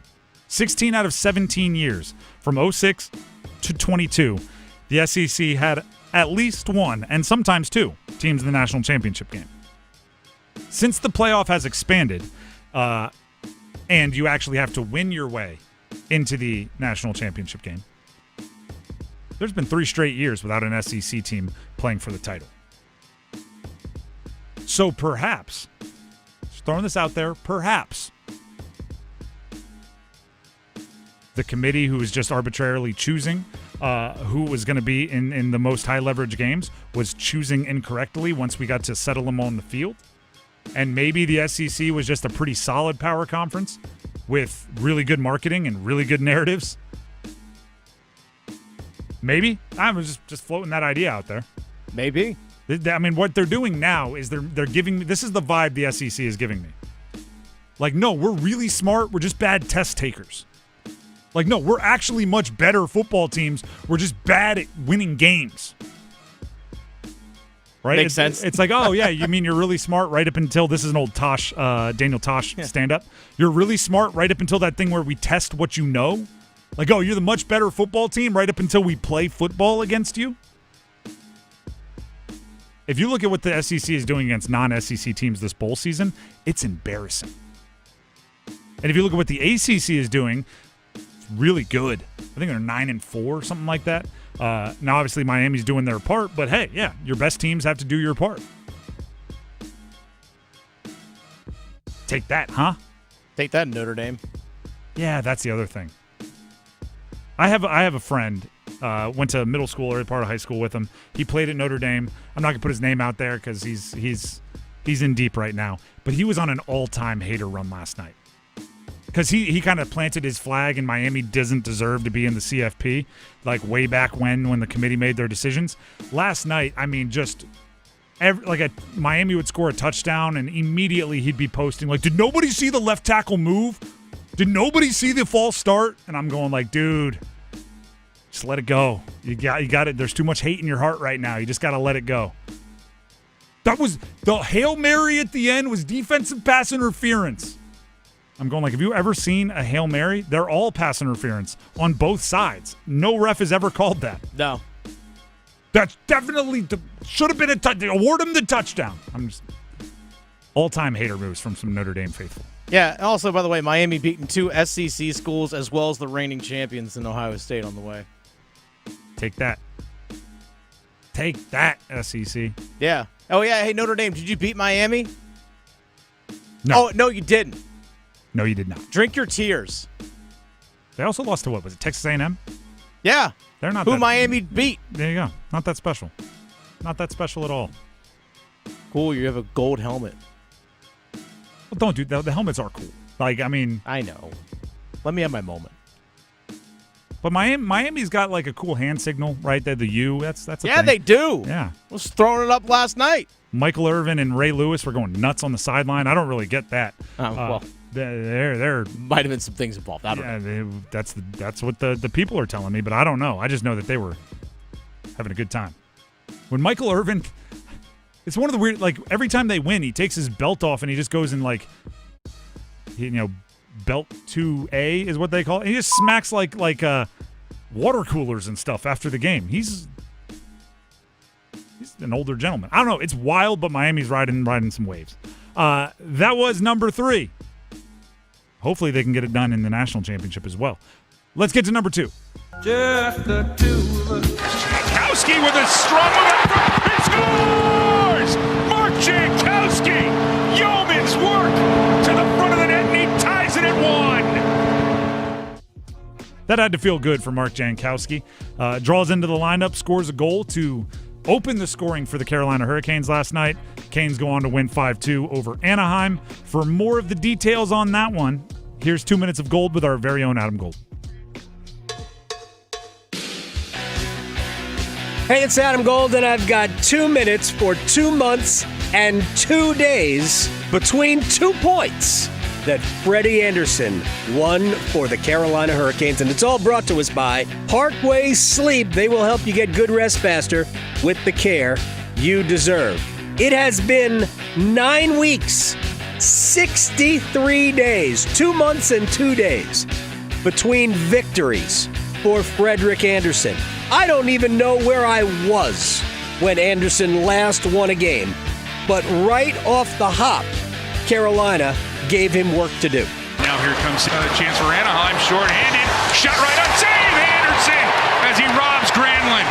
He got out and matched Granlund's formidable speed. Big early test for the former Duck. Anderson did allow a goal, the first goal.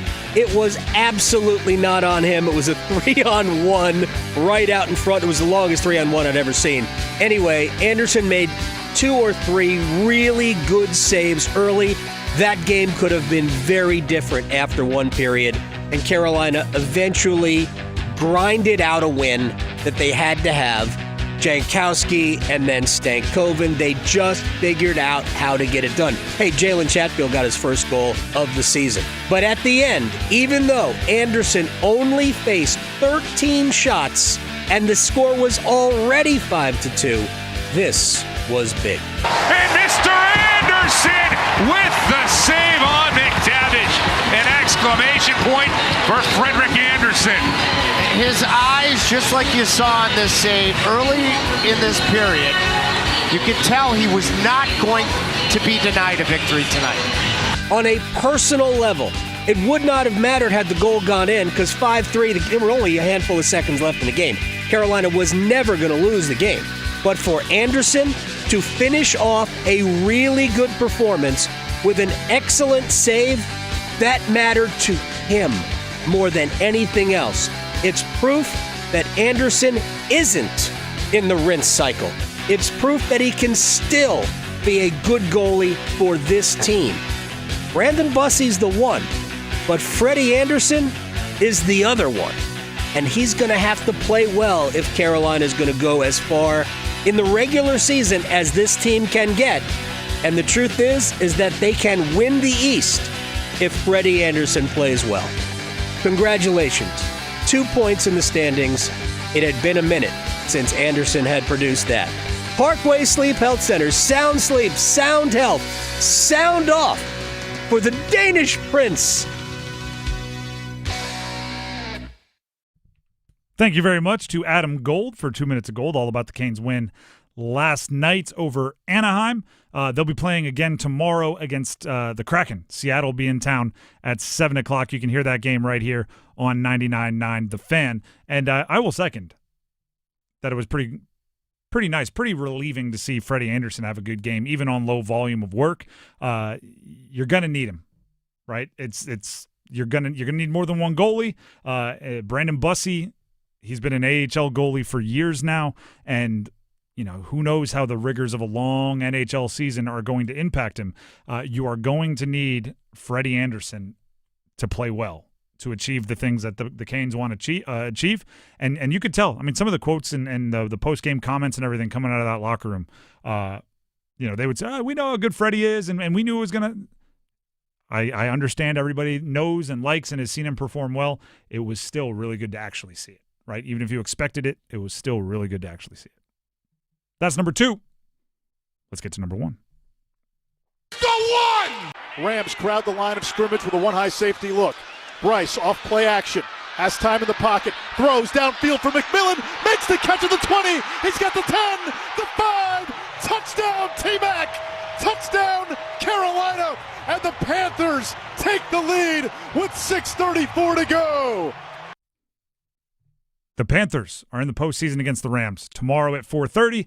If you want a place to watch where you can be amongst fans and you can go crazy and eat and drink and perhaps get some free stuff, I can help you out with that. 99.9 The Fan and Carolina Ale House are hosting a playoffs watch party on Saturday afternoon. Join Paul Ihander, the host of Next Up, every weekday morning from 9 to 10 right here on The Fan at the Wake Forest location of the Carolina Ale House for the Carolina Wildcard game at 4:30. While you're there, grab a drink. They have specials every day of the week. Grab some food, hang out, enjoy the company.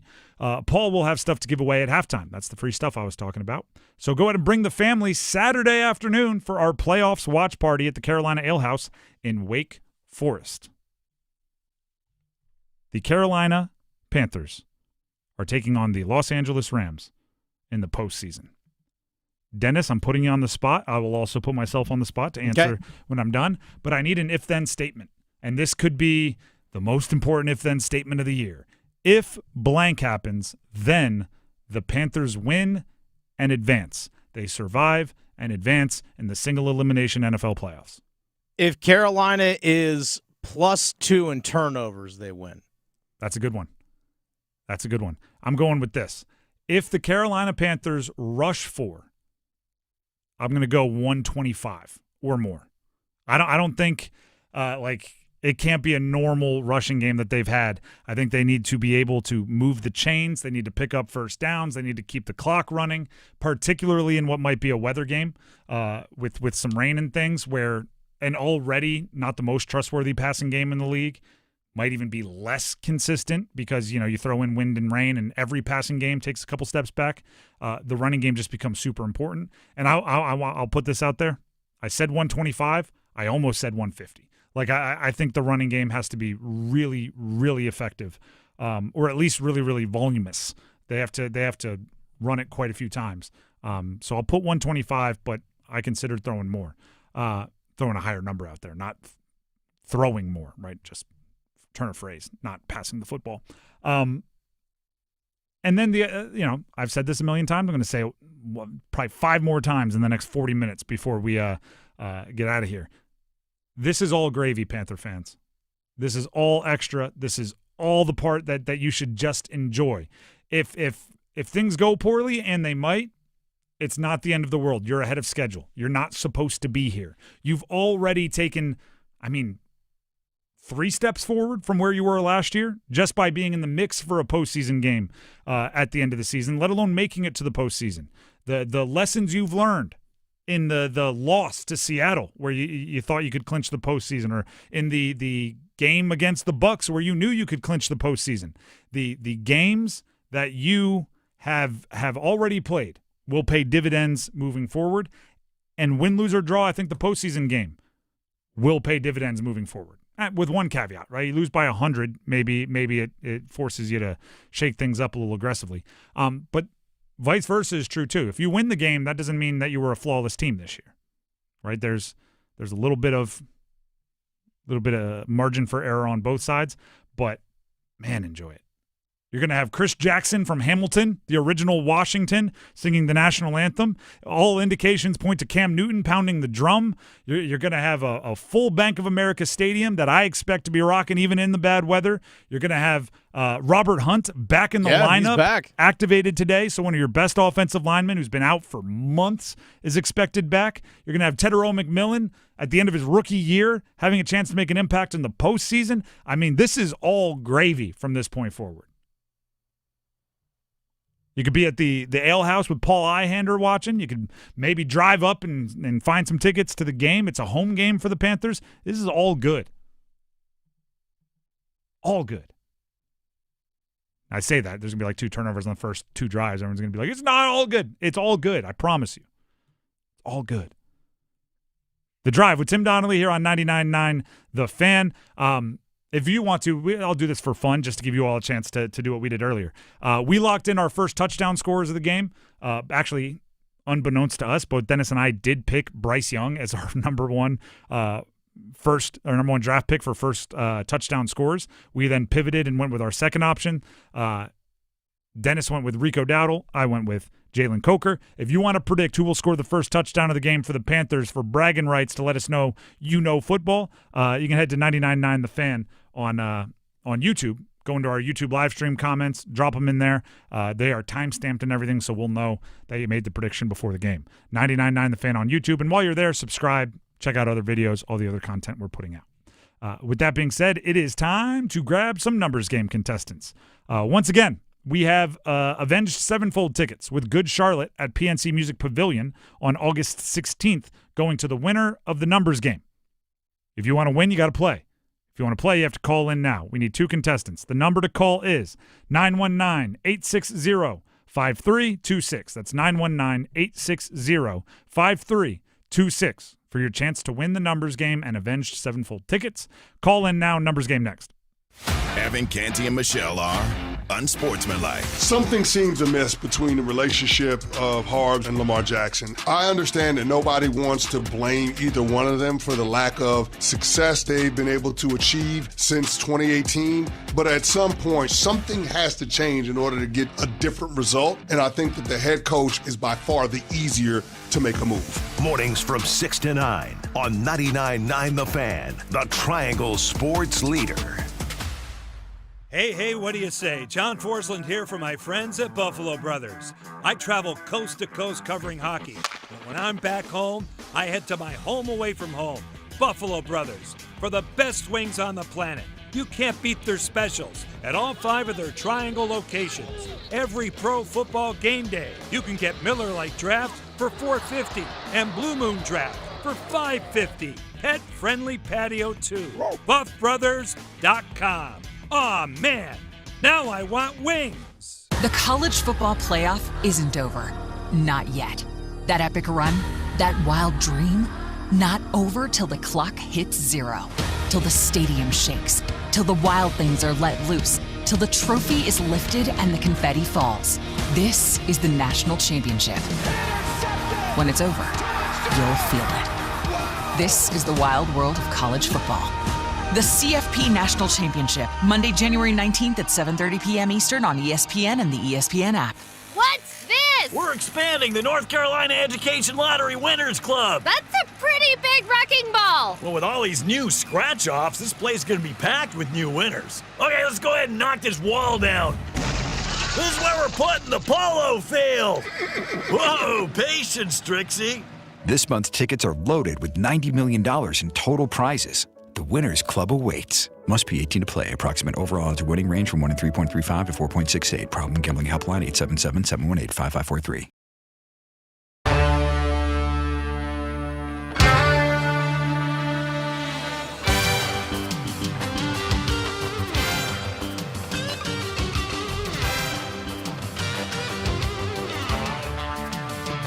It's time to play the numbers game. And now introducing your host of the numbers game, Tim Donnelly. Thank you. It is time to play the numbers game here on The Drive. Our contestants for today, Bob in Selma and Rich in Raleigh, and they'll be battling it out in numbers game jersey number trivia for tickets to see Avenged Sevenfold with Good Charlotte this summer. Now, as always, we will bring each of our contestants onto the air. They will answer the same question. Dennis will be the judge. He'll pick his favorite answer, and that person will get to go first. We will start with Bob and Selma. Bob, can you hear me? Yes, sir. All right, the question for today, as it often is on Fridays, is what are you most looking forward to about the upcoming weekend? But because we're a sports show, make sure it has something to do with sports. I'm looking forward to hopefully going on a 4-game winning streak against the Kraken. That'd be nice to watch Carolina get out of there. We need to start building some points. So, yeah, that's what I'm looking forward to. I got no doubt in these fights this weekend besides that. All right, so Carolina Hurricanes getting the win against the Kraken tomorrow night is locked in as your answer, Bob. We now turn to Rich. Rich, can you hear me? I can. Perfect. Same question to you. On a Friday, we're all looking towards the weekend. What is the thing you are looking forward to most? But because we're a sports show, make sure it somehow relates to sports. I am on my way home right now to watch the college football playoffs because college football is my religion. But NFL is a very close second, so I'm really looking forward to a couple upsets this weekend, namely the Carolina Panthers. Let's go. All right. Very well put. Rich, you are locked in as well. Dennis, are you rolling with the Canes extending their win streak to 4, or Rich, who's really excited just for a football extravaganza of a weekend, including the CFP tonight and an upset tomorrow for the Carolina Panthers? You know, I got to go. Rich, faith and football are the same thing in his. That's the altar in which he preaches. I'll go Rich on that one. All right. Not that I don't want the Canes to get 4 straight, but there wasn't a bad answer there. There was no bad answers. Rich gets to go first. Bob, don't worry, you'll have your chance. Just have to sit on hold there for a second. Rich, are you ready to pick a category? Yes. All right. The categories are NFL Panthers throughout history, NFL Rams throughout history, NBA players born south of the equator, or NHL Hurricanes throughout history. Oh, let's go Panthers throughout history.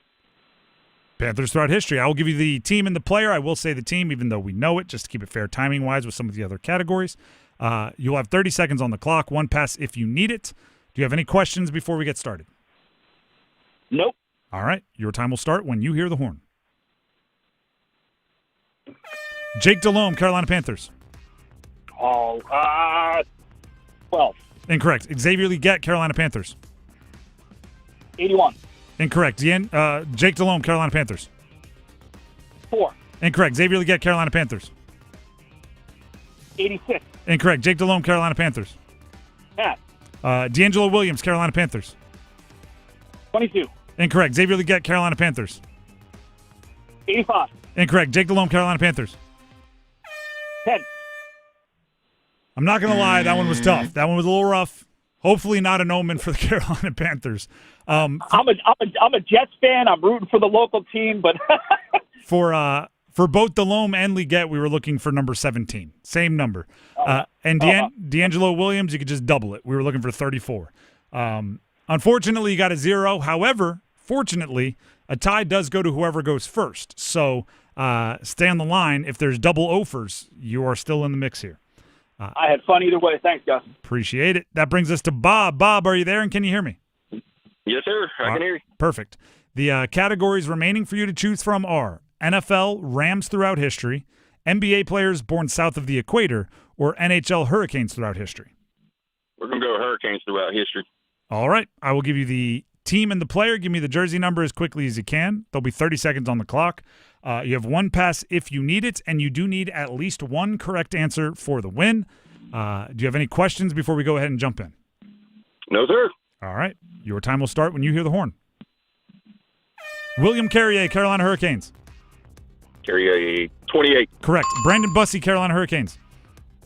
Bussey, 52. Incorrect. Martin Helenius, Carolina Hurricanes. Ooh, pass. Anson Carter, Carolina Hurricanes. 44. Incorrect. Brandon Bussey, Carolina Hurricanes.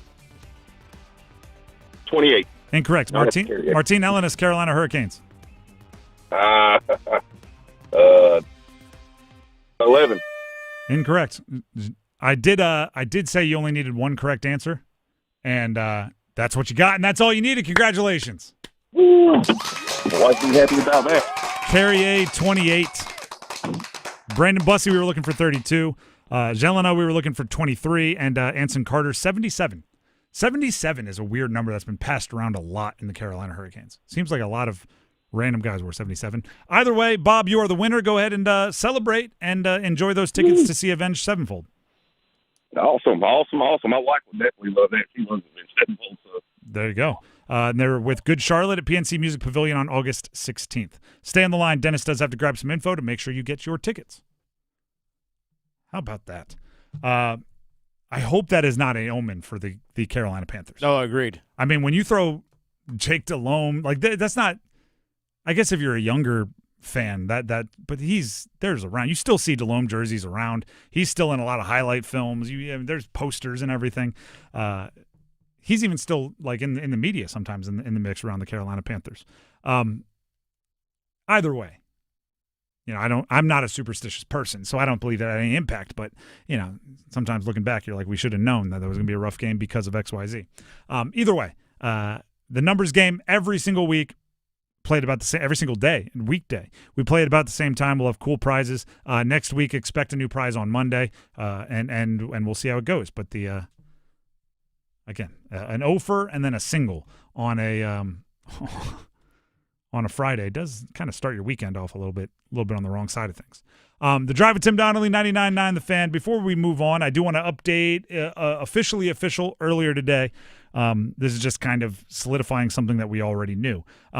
But Bobby Petrino, the Louisville coach, Arkansas coach, Atlanta Falcons coach, just Bobby Petrino for a bunch of different reasons. He was officially announced as the UNC offensive coordinator. They moved on from Freddie Kitchens this offseason, and Bobby Petrino now officially taken over the offense for Bill Belichick. The team put out the official word. They also announced the official signing of Billy Edwards Jr., the quarterback transfer from Wisconsin. It is now officially in the mix for UNC, which the offense needs help.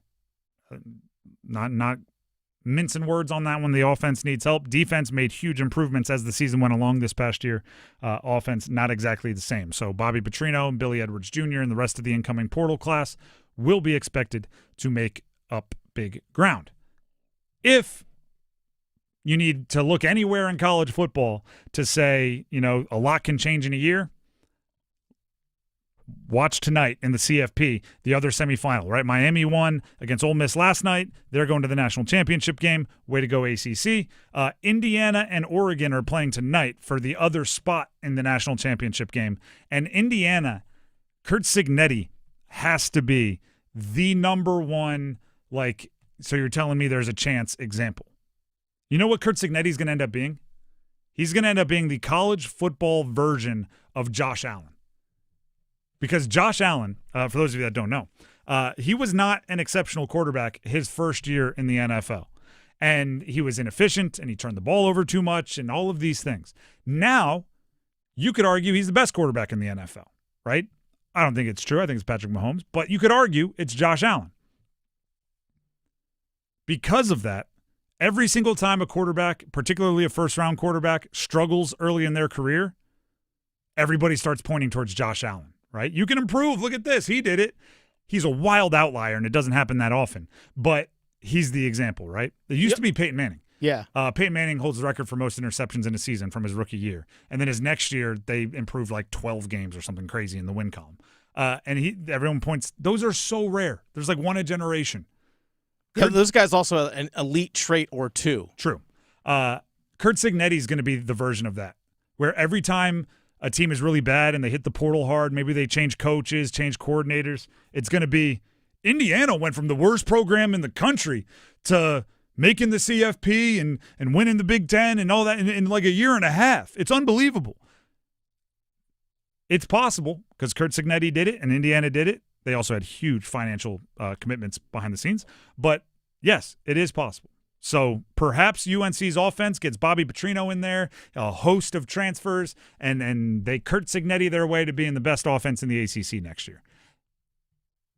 Or perhaps Kurt Cignetti and what Indiana done is a wild outlier, and it's actually going to take a lot more time to rebuild the program and go from there. You can choose which expectations you set for your program. The Drive with Tim Donnelly, 99.9 The Fan. No overdrive today because I believe we will have Wolfpack Weekly stepping onto the network right at 6 o'clock. So that's coming up here in about 20 minutes. In the meantime, the time between now and Wolfpack Weekly and all your NC State insight, we're going to hit you with our picks. We got to send you off into the weekend the right way. And there are some very, very big, high-stakes, highly consequential games that we have to pick. So we'll be right back with our selections, and we'll talk you through our picks next. Do you have a smartphone? Of course you do. Do you have a pocket or pouch or human hand to hold your smartphone? Then you have no excuse. Download the 99.9 The Fan brand new app today and take us with you wherever you go. Your favorite hosts, podcasts, and live sports action all in one place. Available for Apple iPhone and Android phones. Finally, there's an app for 99.9 The Fan. Download the 99.9 The Fan app today. Powered by Aspire Money Management. The best financial move you can make this time of year? How about lowering your mortgage rates to 4.99% fixed APR, the lowest rates in years? How about getting up to $500,000 out of your home equity in the process? You can do it now by calling Loan Pronto. Hey, it's Dennis Cox. With Loan Pronto's Rapid Equity Loan, you can get a ton of cash, pay off all those high-interest credit cards, and skip up to 2 house payments. One homeowner just got $300,000 approved in under 24 hours, wiped out their credit cards and 2 car loans, and saved $2,100 a month. Don't wait, no hard credit pull up front, and you probably won't even need an appraisal. Just fast, easy cash from your home's equity. Act now. Call 919-381-1760 or visit loanpronto.com. Start the new year by wiping out all higher interest debt and lowering your bills by thousands. Call 919-381-1760 and see how much cash you can get today. loanpronto.com.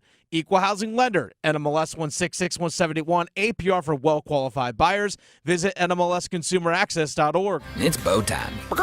A leg and thigh dinner from Bojangles for just $6.99. Leg and thigh dinner from Bojangles for just $6.99. So crispy. And juicy. And juicy. So much flavor. So much. Stop it. What are you doing? What, you expect me to get this delicious deal and not say anything? You're unbelievable. You're unbelievable. With a boldly seasoned leg and thigh, choice of fixin', a biscuit, and legendary iced tea, it's a deal so good it's worth repeating. So eat and repeat while it lasts. It's bow time. It's bow time.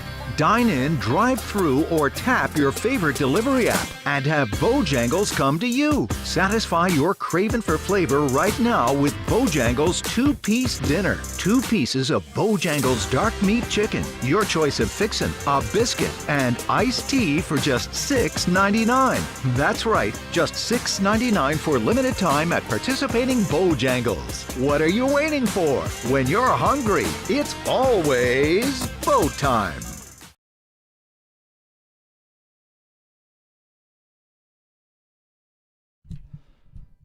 The Drive with Tim Donnelly, 99.9 The Fan. We have a big week of sports coming up, of all varieties. Tonight, CFP action, Indiana and Oregon. Tomorrow, there is college basketball action featuring triangle teams at noon, 2, and 6. That's just the ACC. There's obviously Panthers at 4:30. There's Canes at 7. There's NFL football beginning with the Panthers game at 4:30, then Saturday night, then Saturday afternoon, then then Sunday afternoon, then later Sunday afternoon, then Sunday night, then Monday. There's a lot to get to, so we should have a really fun time making our picks. Before we do that, though, 99.9 The Fan and the Carolina Ale House are hosting a watch party, playoffs watch party tomorrow afternoon. Join Paul Ihander at the Wake Forest location of the Carolina Ale House for the Carolina Wildcard game at 4:30. While you're there, don't forget to try some of the specials, grab a drink, have some food, crush some appies. Paul will also have stuff to give away at halftime. Bring the family.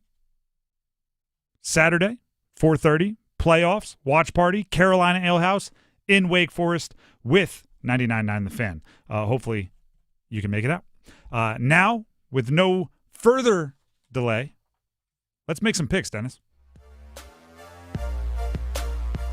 All right, let's go and start with tonight. College football playoffs, semifinal number 2.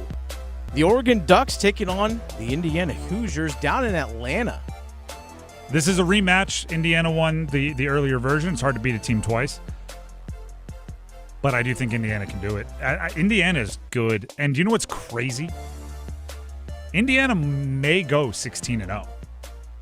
And then we're going to look, like when you get into the arguments about, best college football teams of all time, it's going to be, the 2001 Miami Hurricanes, the Clemson team that went 15-0, the Ohio State, whatever, or the Nebraskas from the 90s, like whatever the arguments are, you're going to have to go, and also 2025 Indiana Hoosiers, which is just unreal. But I do think they'll beat Oregon, and then Miami will be sitting there waiting in the national championship game, potentially to defend the honor of that 01 team, right? Like, you're not better than them. We'll beat you. So give me Indiana. Indiana favored by 3 points in this one. Yeah, that's fair. I think it's close. I think it's Oregon's talented. Do not get me wrong. That offense can go. Dante Moore can sling it. All right, let's actually shift our focus to a little bit of college basketball. There's some big-time ACC basketball games going on tomorrow, including NC State on the road at Florida State. Yeah, NC State should win. No line in this one, by the way. NC State should win this one. Florida State is not near the top of the ACC this year. Darian Williams, if he can play like he did last game, that unlocks a lot for them, right? He had, I think, 16 points in the 3 previous games. Last game he had 22. And I think 22 is closer to what he truly is rather than the struggles earlier. And I know he's dealing with a shoulder injury. Maybe he's getting over that and finally feeling better. But yeah, I think NC State wins that one, and probably by double figures if things go the way they should. All right, top 25 matchup in the ACC. Number 6, Duke at home at Cameron Indoor, taking on number 24, SMU. Duke favored at home by 11.5. 11.5 is a lot. Yeah. I think Duke wins. I don't think they cover. I think it's a single-digit win.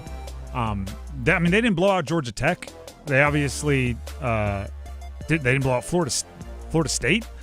So they've played some close games in the ACC already, and I think this will be another one, which, by the way, I don't think is a problem. Like, I think when you're in a conference with good teams, and SMU's a top 25 team, these battles make you a little bit more comfortable playing close games when you need to later on in the season. So I think Duke wins, but I do not think they cover. I think they win by 12. All right, next matchup, 6 o'clock tomorrow night in the Dean Dome. Wake Forest and head coach Steve Forbes and the Demon Deacons travel to North Carolina to take on the Tar Heels and head coach Hubert Davis. Tar Heels favored by 9.5. I think that's a good number. Wake is a confusing team to me this year. They quite frankly, when I watch them, I go like, that's a pretty good team. But then they just don't win the games that I think good teams win. Mm-hmm. And they're kind of on a downturn right now. They've lost 3 of the last 4 of the last 5, some along those lines. So UNC, I think they win. I think they probably cover. I think it's a double-digit win. I think they're probably a little extra on edge because they did lose to SMU their last time out, and it wasn't particularly close. So Wake Forest might catch the brunt of the anger and frustration from that game.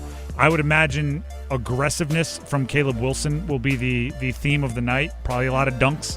And Miles Colvin, by the way, for Wake, he's an athlete that can match dunk for dunk. But I just don't know if Wake can match the rest of the well-rounded game from UNC. So, yeah, I think UNC gets the win. And, 9.5 is probably, I think it's a good number, but give me UNC by 12. All right, let's shift focus to the ice. The Carolina Hurricanes at home tomorrow evening taking on the Seattle Kraken. Seattle, not a great team. Not the worst team either. They are third in the Pacific Division behind Edmonton and Vegas, but with a record of 20-14-8 on the year. Carolina with the record, top 1 in the Metropolitan Division, top in the Eastern Conference, 27-14-3. Canes at home, minus 290 on the money line. We probably haven't talked about this enough today, but the rookie Nystrom was sent down to the AHL, assigned to the Chicago Wolves. It's true, we haven't talked about this yet. Which means the tea leaves would indicate we're going to see Jacob Slavin in the lineup. Yeah. Let's go. I think they win in Jacob Slavin's return. And that's not just because of Jacob Slavin. They're also on a 3-game win streak. a few things have been going on recently. Logan Stankoven has started finding the back of the net again. 3 straight. Which opens up a ton, right, when you get a little bit more production from that scoring line. Taylor Hall has been showing a little bit more pep in the step, right? Having a couple turn back the clock moments, which is exciting to see. And then the expectation would be Brandon Bussey will be in net tomorrow for the Canes, and they've won 15 of his 18 starts to start his career. So, I can do some probability on that one. That's a good ratio. So I think they win. Dennis, if you had to guess, who is Slavin skating with? Nikishin. Yeah, is that a little wishful thinking, or is that a prediction? I think that's a true prediction, because I still think they're going to try and limit his minutes a little bit in his return. And I think the way that Miller and Walker have played together, and also Gostisbehere and Chatfield have played together, you don't want to mess with the chemistry, things that are going well right now. Slavin, Nikishin, perfect right now. After the game against Anaheim, Rod Brindamore was giving heaps of praise onto the defenseman, and rightfully so. But that's a luxury, right? To have your blue line playing well and then go, and we're going to add Jacob Slavin. That is a luxury that most teams do not get to enjoy. So, and by the way, also side note, credit to Nystrom. Yeah, for real. The time that he spent with the big league club, he worth his weight in gold, right? And you feel so much more comfortable knowing if anything chaotic happens in the future, and you need to go to an AHL call-up blue liner, that he can step up and fill that role. Still young, obviously, rookie, still has a lot to learn, but in a really tough situation, he did well. So credit to him. And yes, to go back to making picks, I think they beat Seattle, and they sweep the little 3-game homestand that they've been on. Hopefully they keep the goal scoring up. All right, next one. Let's actually go to the NFL. Let's go to the gridiron. We'll save the important one for last. We'll just go in order of kickoff times. Let's go tomorrow night. The Chicago Bears at home against the Green Bay Packers, divisional rivals. Green Bay on the road favored by 1.5, even though no Micah Parsons. Still favored 1.5. The over-under on this one, 44.5. This is tough because at the beginning of the year, granted, this was when Micah Parsons was on the Packers, or was healthy on the Packers. I did pick the Packers to win the conference, and I would feel great about that if Micah Parsons was healthy. But he's not. The other side of the coin is I do love a home dog. When there's a home underdog, I just get excited. It's like the gambler in me. So I'm stuck between sticking to my guns, and I believe in LaFleur as a coach, and I like Jordan Love and all these things, and just, it's a home underdog. How do you not? So I'll lean Packers. Give me the Packers to win, but I think this is truly a coin flip for me. I don't think I'll be betting on the outcome of this one. Maybe on some prop bets if I want to get the juices flowing a little bit, but I give me the Packers. Sticking to it. All right, Packers. Yes, score. No. Okay, that's fine. All right, on to the next one. You said no. We're on to the next. Sunday, 1 o'clock kickoff. Bills at Jags. Jacksonville favored by 1.5 at home. Yeah, I think the Bills win. Over under 51.5. I think the Bills win, and part of it is this. A lot of times, and this is a gambling hack of mine, okay. A lot of times I just think of which one will I feel dumber if I lose. Okay. If I lost the bet, but at least I don't feel stupid. I would feel stupid betting against Josh Allen in this game. I think he's going to be the best player on either roster, and I think he senses that with Mahomes hurt and the Chiefs not there and everything, that he has an opportunity to perhaps win. So give me the Bills. I think they win, and I think it's 31-28. Okay, 31-28. Let's go to the Sunday 4:30 kickoff. The 49ers at the Eagles. Eagles, the reigning champs, 6-point favorites at home. Over-under in that one pretty low, 44.5. I think this is the year that the Eagles' powder keg of drama explodes. I think they lose to the Niners, and then the next week is super interesting. Okay. So give me Kyle Shanahan to dial it up. They win, and it's nothing crazy. It's 28-24. All right, Sunday night football. Chargers at Patriots. New England favored by 3.5 at home. Over-under in this one also relatively low, 45.5.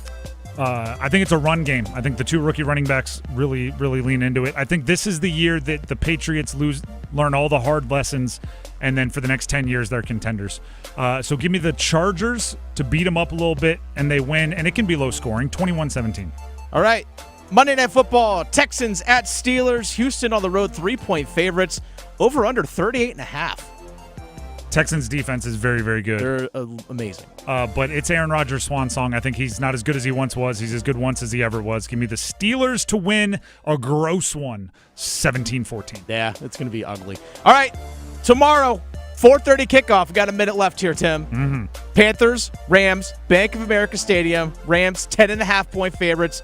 Over under 45.5. I think the Rams have the better roster. I think they probably have the MVP of the league in Matt Stafford. I think they have a proven coach in Sean McVay. And I think the Carolina Panthers win the game. Look at you. I think they win, and I think for them to win, it's going to be a weather game. It's going to be ugly out. Give me the 20-17. I think it's got to be that kind of game. 20-17. 20-17, and it's not 2 field goals. It's a missed 2-point conversion because it's a crazy game. It's absolutely outlandish. We're getting weird with it. We are getting weird. Give me. We have a couple seconds. Give us yours. Rams 24-13. Nah, that's no fun. No fun at all. Enjoy Wolfpack Weekly coming up next right here on 99.9 The Fan. Enjoy an awesome weekend of sports, and hopefully you'll be back at 3 o'clock on Monday to help us break it down. See ya. Hey, Carolina Panthers fans, it's Dennis Cox from 99.9 The Fan. For all the inside information on your team, join me and my co-host, WRAL TV's Chris Lee, for our podcast, Panthers Playbook, presented by Wake Orthopedics. In every episode, we'll keep you up to date on your Panthers, and we'll do it with access only we can provide. Locker room insight, exclusive interviews, and in-depth looks at every Panthers game. Follow and subscribe to Panthers Playbook wherever you discover your favorite podcasts, or watch on YouTube. On the Wolfpack Sports Network from Learfield, this is Wolfpack Sports Today, your daily look inside NC State athletics. And now, here's Wolfpack Sports Today. On that Chaz now,